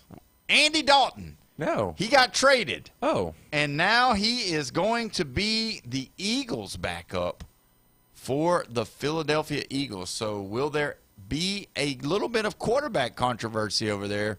Will Andy Dalton, the old redhead from the Carolina Panthers, from the Cincinnati Bengals, and Saints, Cowboys. I mean, so that's a strange situation because usually if you're a Cowboy, you're hating on other teams like the Giants and the Eagles, correct? Yeah, and especially the Commanders. Yeah, but no, he's. But I mean, that's just so foreign to me, so weird. You have to get into that culture, and you have to be for that team. You're a Cowboys guy. Guess what? You hate the Eagles. You hate the Eagles, and then you go to the Eagles. Yeah, and it's like I just don't even get this. How this even happens? It must be the money. It must be the money. It's got to be the money. That's what Deion Sanders saying. That's right. Well, let me tell you this. We've been dedicating most of the shows to basketball, but I do have some things I want to talk about with football. And I don't know if you realize this. You're a Miami Dolphins fan. Yeah. You're a huge Miami Dolphins fan. God. Do you realize that the Miami Dolphins are paying more players not to play for them, $175 million, than 12 Major League Baseball teams will pay for their entire roster in 2026? How about that? And also, just so you know, that teams that have called the Miami Dolphins to inquire about trading Pro Bowl running back Devin Achane have been told that he is not available. So what do you think about that? I don't love that. You got to build from some point. Well, and they've been dumping people left and right. They're dumping everybody, but why would you keep him so that? Because you think you could build around that running back. I mean, how you going to build around? You think that running backs are a dime a dozen, and they are all interchangeable. They are. They're all plug and play. They must really like this kid, and in the locker room, they probably like him even more. They do, and they don't want toxicity running around. And I hate to say it about a position I played, but defensive backs and wide receivers, they have a little tendency to be a little prima donna. What do you think about the wide receiver room for the Dolphins now? I mean, Waddle's they went gone. from Waddle and Hill. And even last year had Jonnu Smith at tight end. I mean, they had some really good wide receivers, and now they've got Tutu Atwell. Oh, my goodness. So there you go. Maybe Tutu can do some spin moves and get open. And now you got, but you're big into Malik Willis. So, I mean, there you go. I'm big into him? No, not really. Throw him up. I just hope we don't finish last because the Jets have to finish last. We need that to happen. So breaking news just a moment ago, about 10 minutes ago, NFL owners are scheduled to vote on the Raiders' succession plan that gives Silver Lake co-chief executive officer Egan Durbin the option to purchase a majority stake in the team from longtime owner Mark Davis. Adam Schefter has reported. So will we see a person not named Davis be the owner of the Los Angeles Raiders for the first time ever? Yeah. It's always been a Davis. Yeah. So, I mean, he started the team, right? Davis did. Al Davis. In the AFL. Yes. Before the NFL had to negotiate the merger type thing that happened. So, also there's big news. We're going to have to look it up, but the Seahawks are actually having problems with their for sale stuff too. Yeah. We'll check in back on that. Let's get back into our coverage for March Madness. You know, I was reading along with some of the people. Obviously, in the High Point, Wisconsin game, there was a little bit of a play right there at the end where High Point stole the ball, and High Point's guard who stole the ball clearly traveled right in front of the referee, and it was a no call. Well, I mean, we've been watching it right here. Michigan State traveled.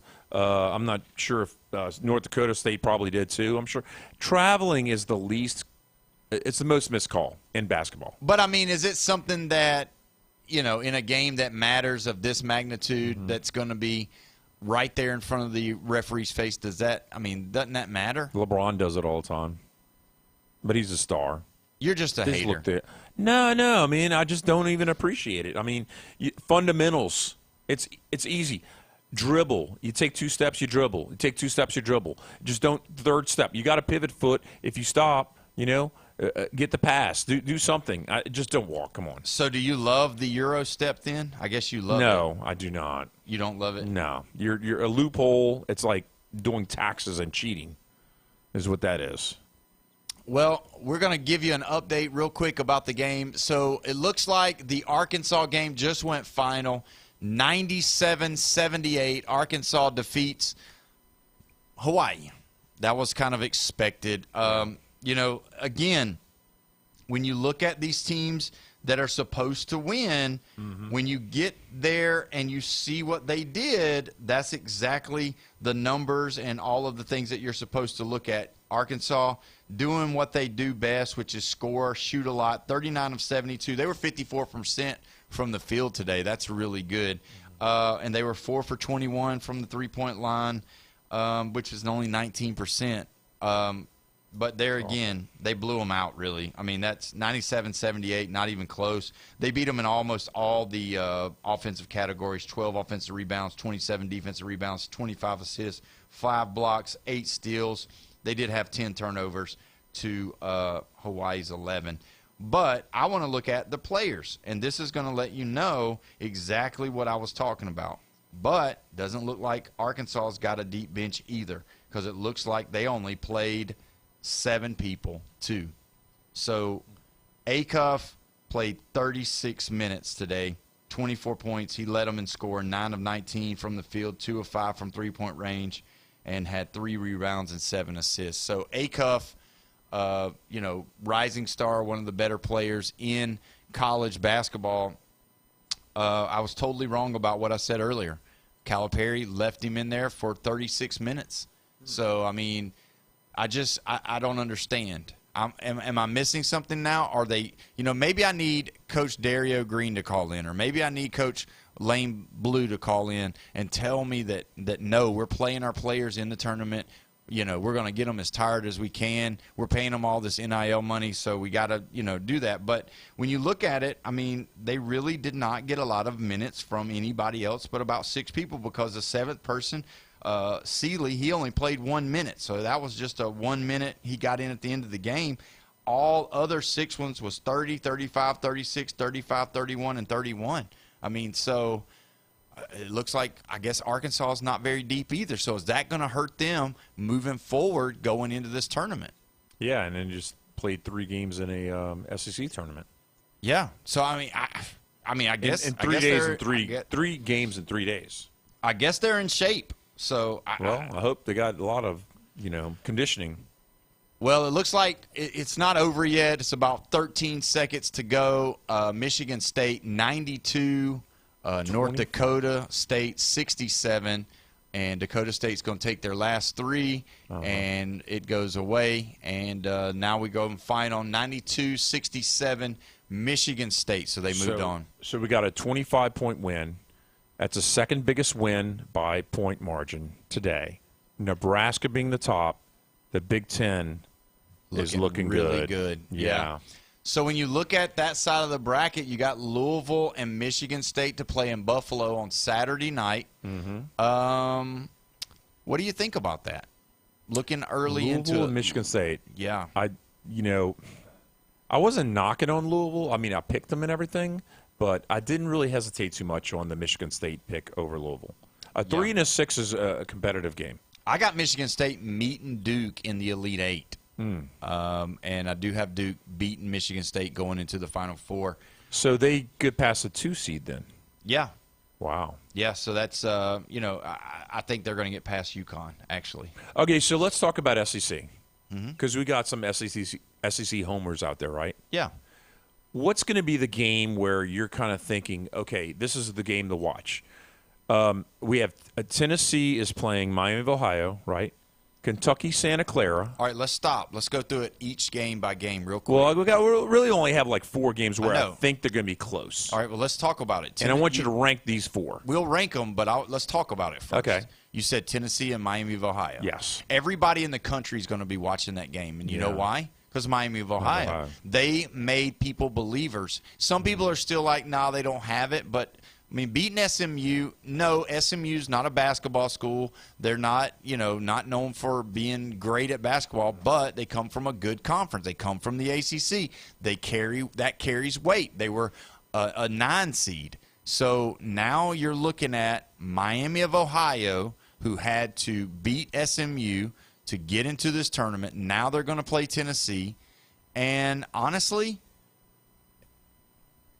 I don't know who's going to win that game. Well, Tennessee played Vanderbilt hard when they played in that quarterfinal in the SEC SEC tournament. Yeah, they again it was close. Played them hard, yeah. but just not good enough. And that's kind of what I've looked at. Every time you watch Tennessee this year, you're thinking they're just not good enough. It's like they'll show flashes of being good, but then it's just like, no, they don't. And I hate it because I love Tennessee Brandon, but I mean honestly, but you hate that orange. That orange is nasty. But I mean, yeah, when you think about it, that Tennessee has not been great. So for me, that's a game that everybody's going to be watching, and it's not going to be watching Tennessee. And you know how March Madness is. You know how it gets. There's other teams, fans, that are going to be there watching the game. It's by default. They come and watch the sessions. They're there. They stay for both games, or they stay for 3 games, or they go get something to eat, and they come back and they watch until their team comes to play. And watch what I'm telling you. We'll all be watching that Tennessee-Miami of Ohio game, and you're going to see people in the stands cheering for Miami of Ohio. Everybody is looking for a Cinderella story, and Miami of Ohio is the Cinderella of this year's tournament so far. I know what High Point did. Nobody ain't taking High Point serious. They just beat Wisconsin.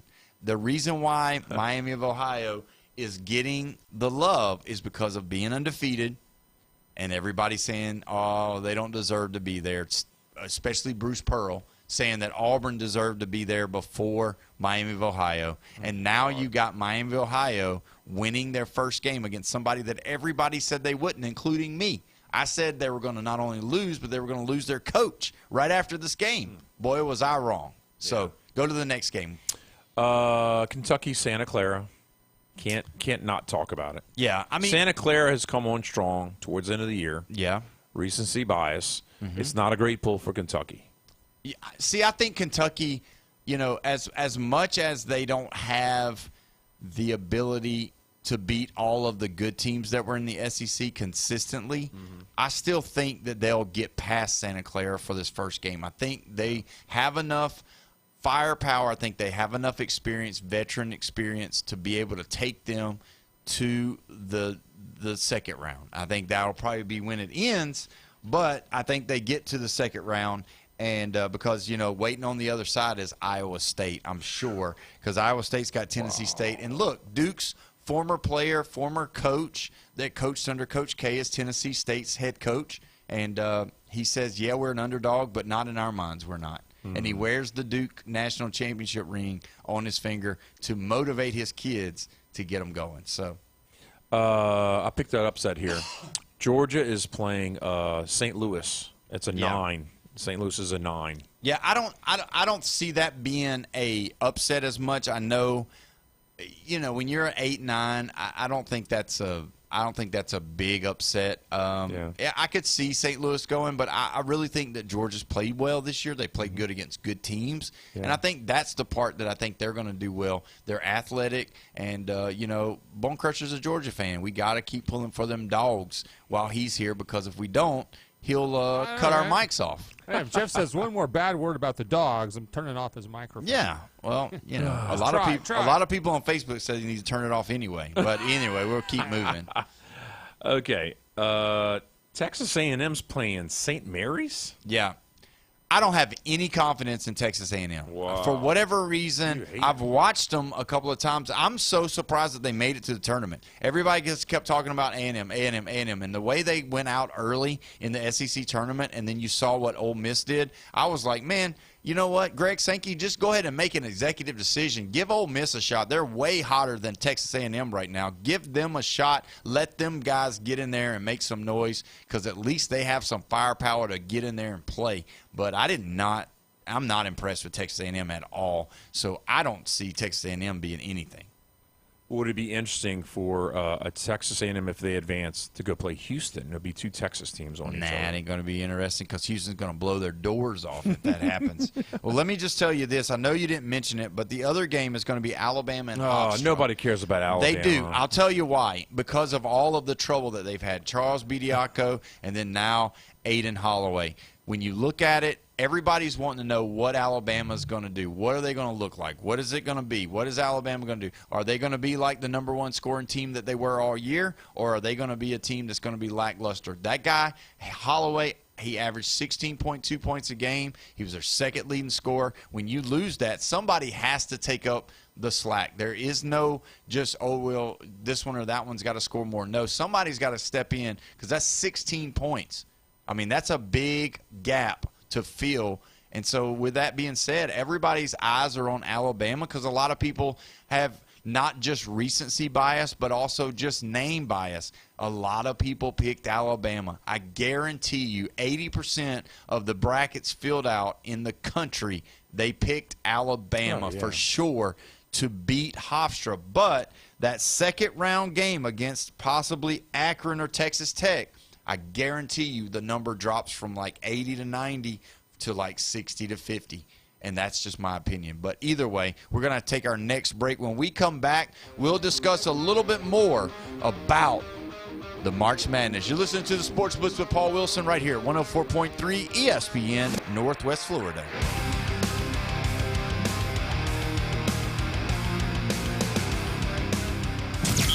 Call or text us now on the Red 7T studio line. 850-215-6290. Your home for college basketball. ESPN Northwest Florida. For the Florida Gators, the madness continues tomorrow night. He wants another 3. That one is good.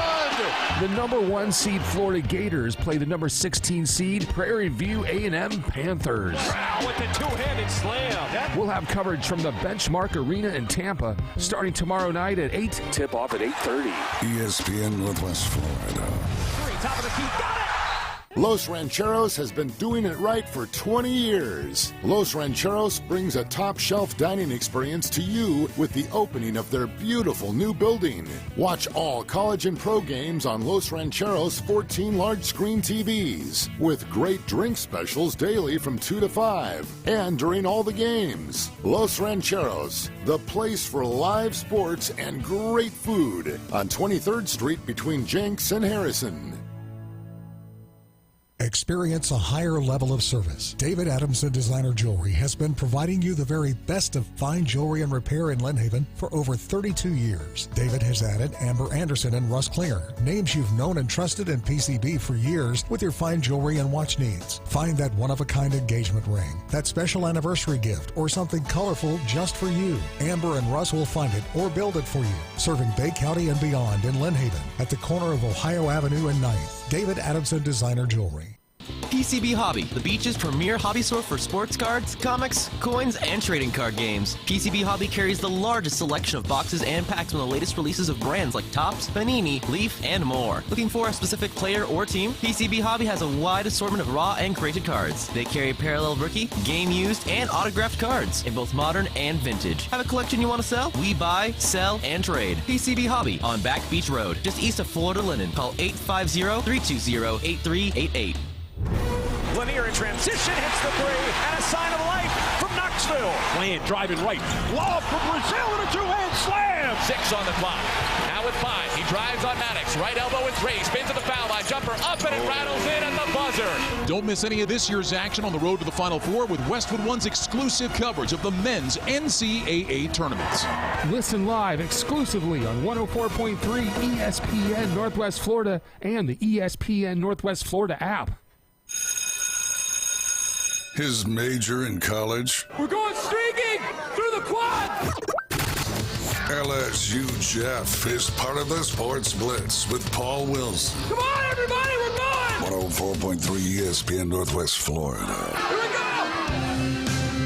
go! Welcome back. You're listening to the Sports Blitz with Paul Wilson right here at 104.3 ESPN Northwest Florida. We are live and local in Panama City Beach, your spot for all things college basketball in the Panhandle. Don't forget, tomorrow night, following the show, the Gators take on Prairiview A&M at 8 o'clock. Tip-offs at 8:30. And then also don't forget Saturday, all-day coverage, 10 a.m., all the way to midnight. You don't want to miss it. It's going to be an awesome time. If you want to call in and be a part of the show, you can be 850-215-6290, the Red 70s phone line. It is a great day here at the beach. We've been talking a lot about the March Madness going on the television. We've got some games that just ended, and normally they take about 25 minutes to get the other games going, so we'll keep you updated here in the next 15 minutes of what's coming up. Now, Jeffrey, before we ended the break, we were talking about the SEC games, and you said to me to rank them. Which teams what games do you want me to rank? The top 4 games that everybody is going to be watching, or the 4 games that I believe has the opportunity for an upset? The most interest. Okay. All right, so is it Tennessee? It's Tennessee, Miami, Ohio. Okay. Number 1 for sure by far, and then the second one's going to be Alabama and Hofstra. People are going to. That's so biased. That is bias right there. I'll tell you right now. You think it's going to be Kentucky? I think it's going to be Georgia and St. Louis. See, I don't think. I think this is an 8-9. I don't think it's going to be. I think St. Louis is a little bit of an interesting story where nobody's looking at Hofstra. I mean, you don't even know where Hofstra's at. Right. Yeah, and then who's the other one? St. Mary's. Is that California? Yeah. It is? I don't know. Are we guessing? We're guessing. We are guessing right now. I think it is California. But, I mean, these are nobodies, you know? Okay, Santa Clara, at least we know that's in California. Yeah, but you got to think, I think that's the third game. I think the Georgia-St. Mary's game is the last game. No, Georgia-St. Louis. St. Louis, yeah. I think Georgia-St. Louis is 4th. And then 5th would be the St. Mary's A&M. Because nobody knows St. Mary's. Yeah, I mean, okay, let's do a little quiz right now. All right, Bone Crusher, I'm including you because we need to. But right now, tiebreaker. But right now, you or Jeff, tell me who is the head basketball coach of the Georgia Bulldogs. Exactly. It's Kirby Smart. He coaches all the sports. Exactly. And you're telling me that they're interested, but you don't even know their coach. No, I don't. Right? Yeah. So there's nothing that's going to interest the people about an 8 and a 9 seed when it's Georgia and St. Can you tell me St. Mary's head coach? No, I cannot. Okay. Can you tell me Alabama's head coach? Nate Oates. Okay, there you go. Because you keep on talking Can you tell me any kind of stories about the Georgia team that's right now? Right now, no. No. Can you tell me anything that's going on in the Alabama team right now? They got drama. That's what they Okay. got. They Right. got weed. There's no roll tide. It's a roll me a joint. And then they got Bediako, who just needs to go back to the G League and get a job. Okay, but what I'm saying is you said that's going to have the most interest. People. Well, the two most interesting things about Bama, they aren't even playing. There's no interest. Right. They're not even going to be in the stadium, in the arena. They're interested in seeing how good they're going to be without that guy. Without those guys. Yeah, I'm going to show up to see the guys who aren't here. And they're curious to see if they're going to lose. Yeah, I Bone know. Crusher, are you waiting, anticipating for Georgia and St. Mary's? St. Louis. St. Louis. Yeah, Yes. see, I already messed up. Coach Mark White is taking the Bulldogs deep into the tournament. Yes. That's what we should do. That's what we should do. We should check and see how many of the actual coaches out of all the 64 teams that we actually can name. Yeah. And I guarantee you it's like 9 or 10. Yeah, it's that's under it. 15 for That's sure. it. Yeah. I might be able to get 15, but we'll have to see later on. Because, I mean, if you look at it, give it a shot. Give it a shot. I'll count for you. Ready? No, I don't know any coaches. I don't even know the LSU coach, and he needs to go.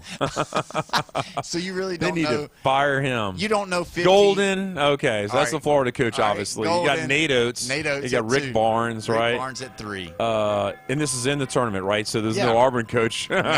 Sorry, because we knew that was Stephen Pearl. No, I really just don't. Well, I mean, Calipari. All right, 4. He's at Arkansas, right? Yeah. Who's the guy at St. John's? It's Patino. All right, you got right? 5. 10 That's more. 5. 10 more. I don't know the Michigan coach because he took over from Juwan Howard. Arizona, I don't even know who that coach is. I mean, I don't know any of these coaches really from the other conferences. Oh, Schuyler, is that how you say the Duke's coach Yep. name? Okay. John Shire. I There don't you go. know who's at UNC any longer. Pope is at Kentucky. Yep, you got so what, 7. am I 7? Yeah, you got 7. Yeah, that's about it. I think I'm going to probably stall out from this point on. Yeah. Bone 'Cause- Crusher, how many do you think you can name? As he's looking at Google. He's like Texas, Longhorns. I'll know maybe that.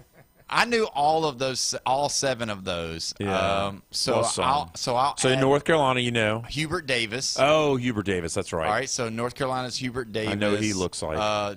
Tom Izzo. Oh, Tom Izzo. Is Michigan Oh, State. I did not know that. Jerry McNamara's at Siena. I know the guy that just, yeah.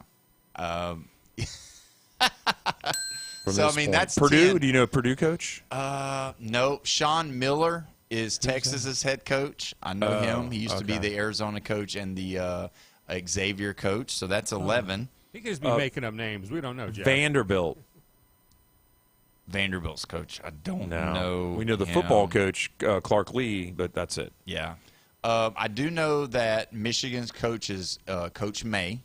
Okay. I do know that. So that's 11.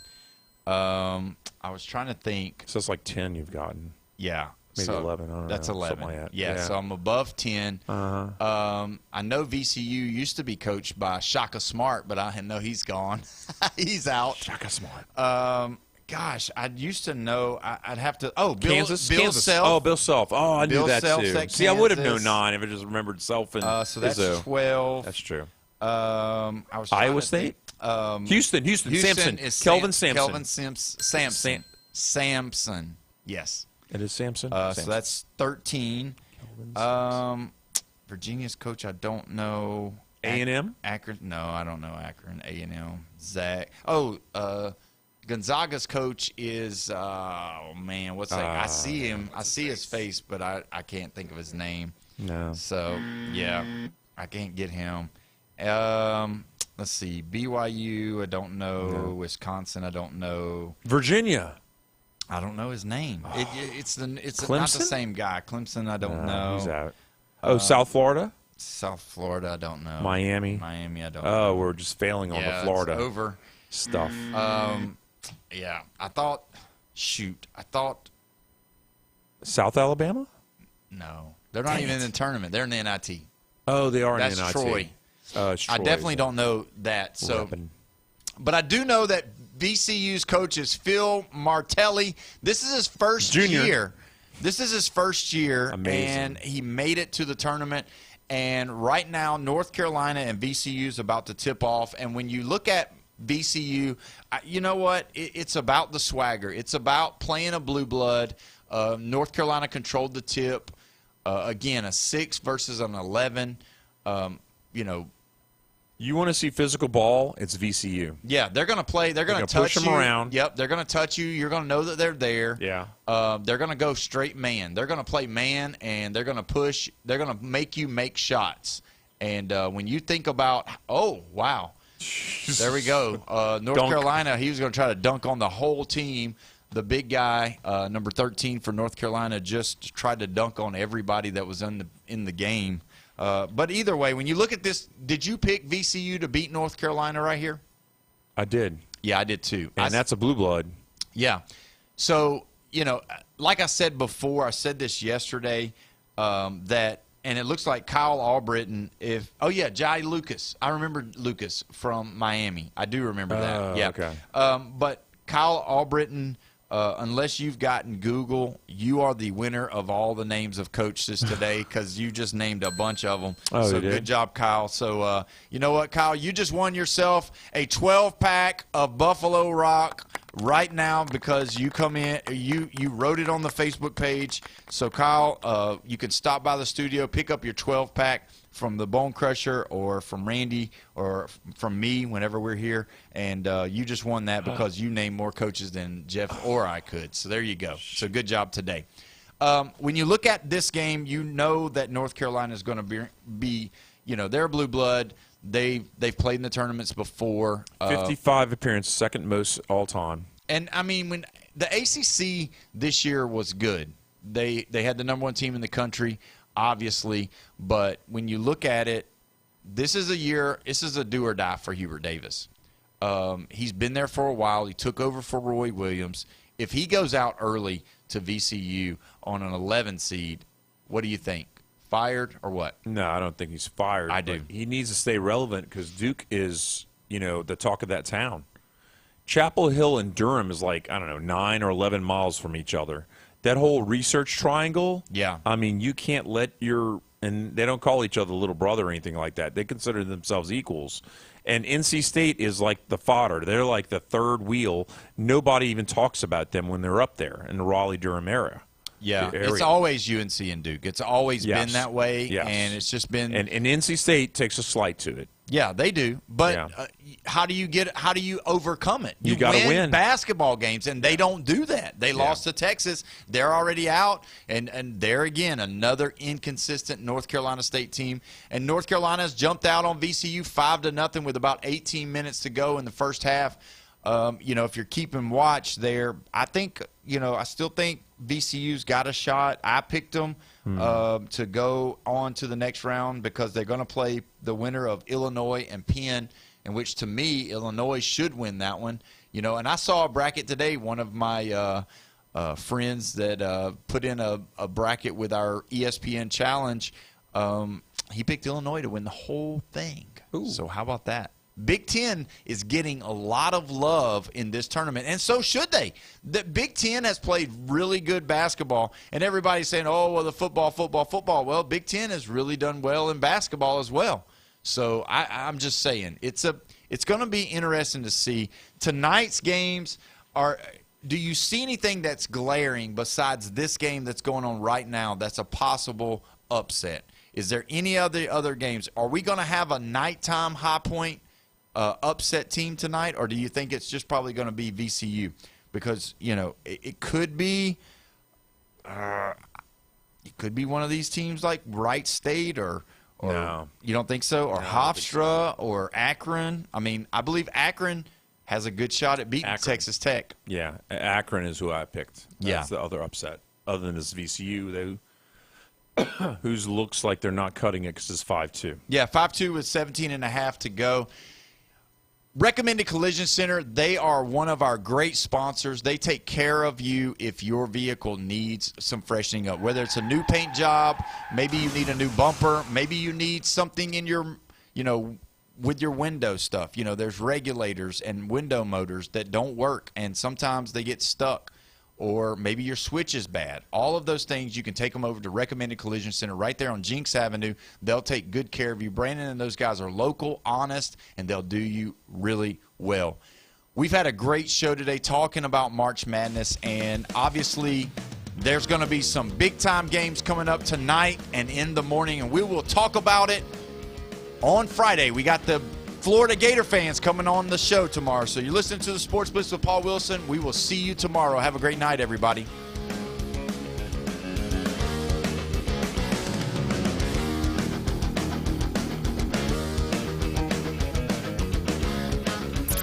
ESPN, Northwest Florida. The Sports Blitz. They're not beating Florida 2 times in a row. I know. They're not going to beat them back-to-back. There's no way that that's going to happen. As much as you try to hate Florida, much as you try to hate the Gators, it's not going to happen. The Vanderbilt Commodores are going to be headed back to Nashville if they have to play the Gators. I'm just telling you. The Sports Blitz. Live and local, weekdays 4 to 6. ESPN Northwest Florida. This is Joanna with ESPN Northwest Florida. Here is your weather forecast on this Thursday evening. As we head into tonight, clear skies and a low of 53 with very little wind. For tomorrow morning, sunshine with very little wind and a temp near 67. In the afternoon and evening, a wind out of the west-southwest 5 to 10 miles per hour, sunny and a high around 71. For Saturday, sunshine and a high of 73. This weather forecast is brought to you by Earthworks of Northwest Florida. Thank you for keeping that dial at ESPN Northwest Florida. Rely on it. Let your spring adventures begin in a brand new Kia from Bill Bird Kia. Stop by today and discover Kia and take a test drive. See all the new features that elevate any adventure. We've got new 2025 Kias on the lot, and the savings are big. Telluride, Sorrento, Sportage, Seltos.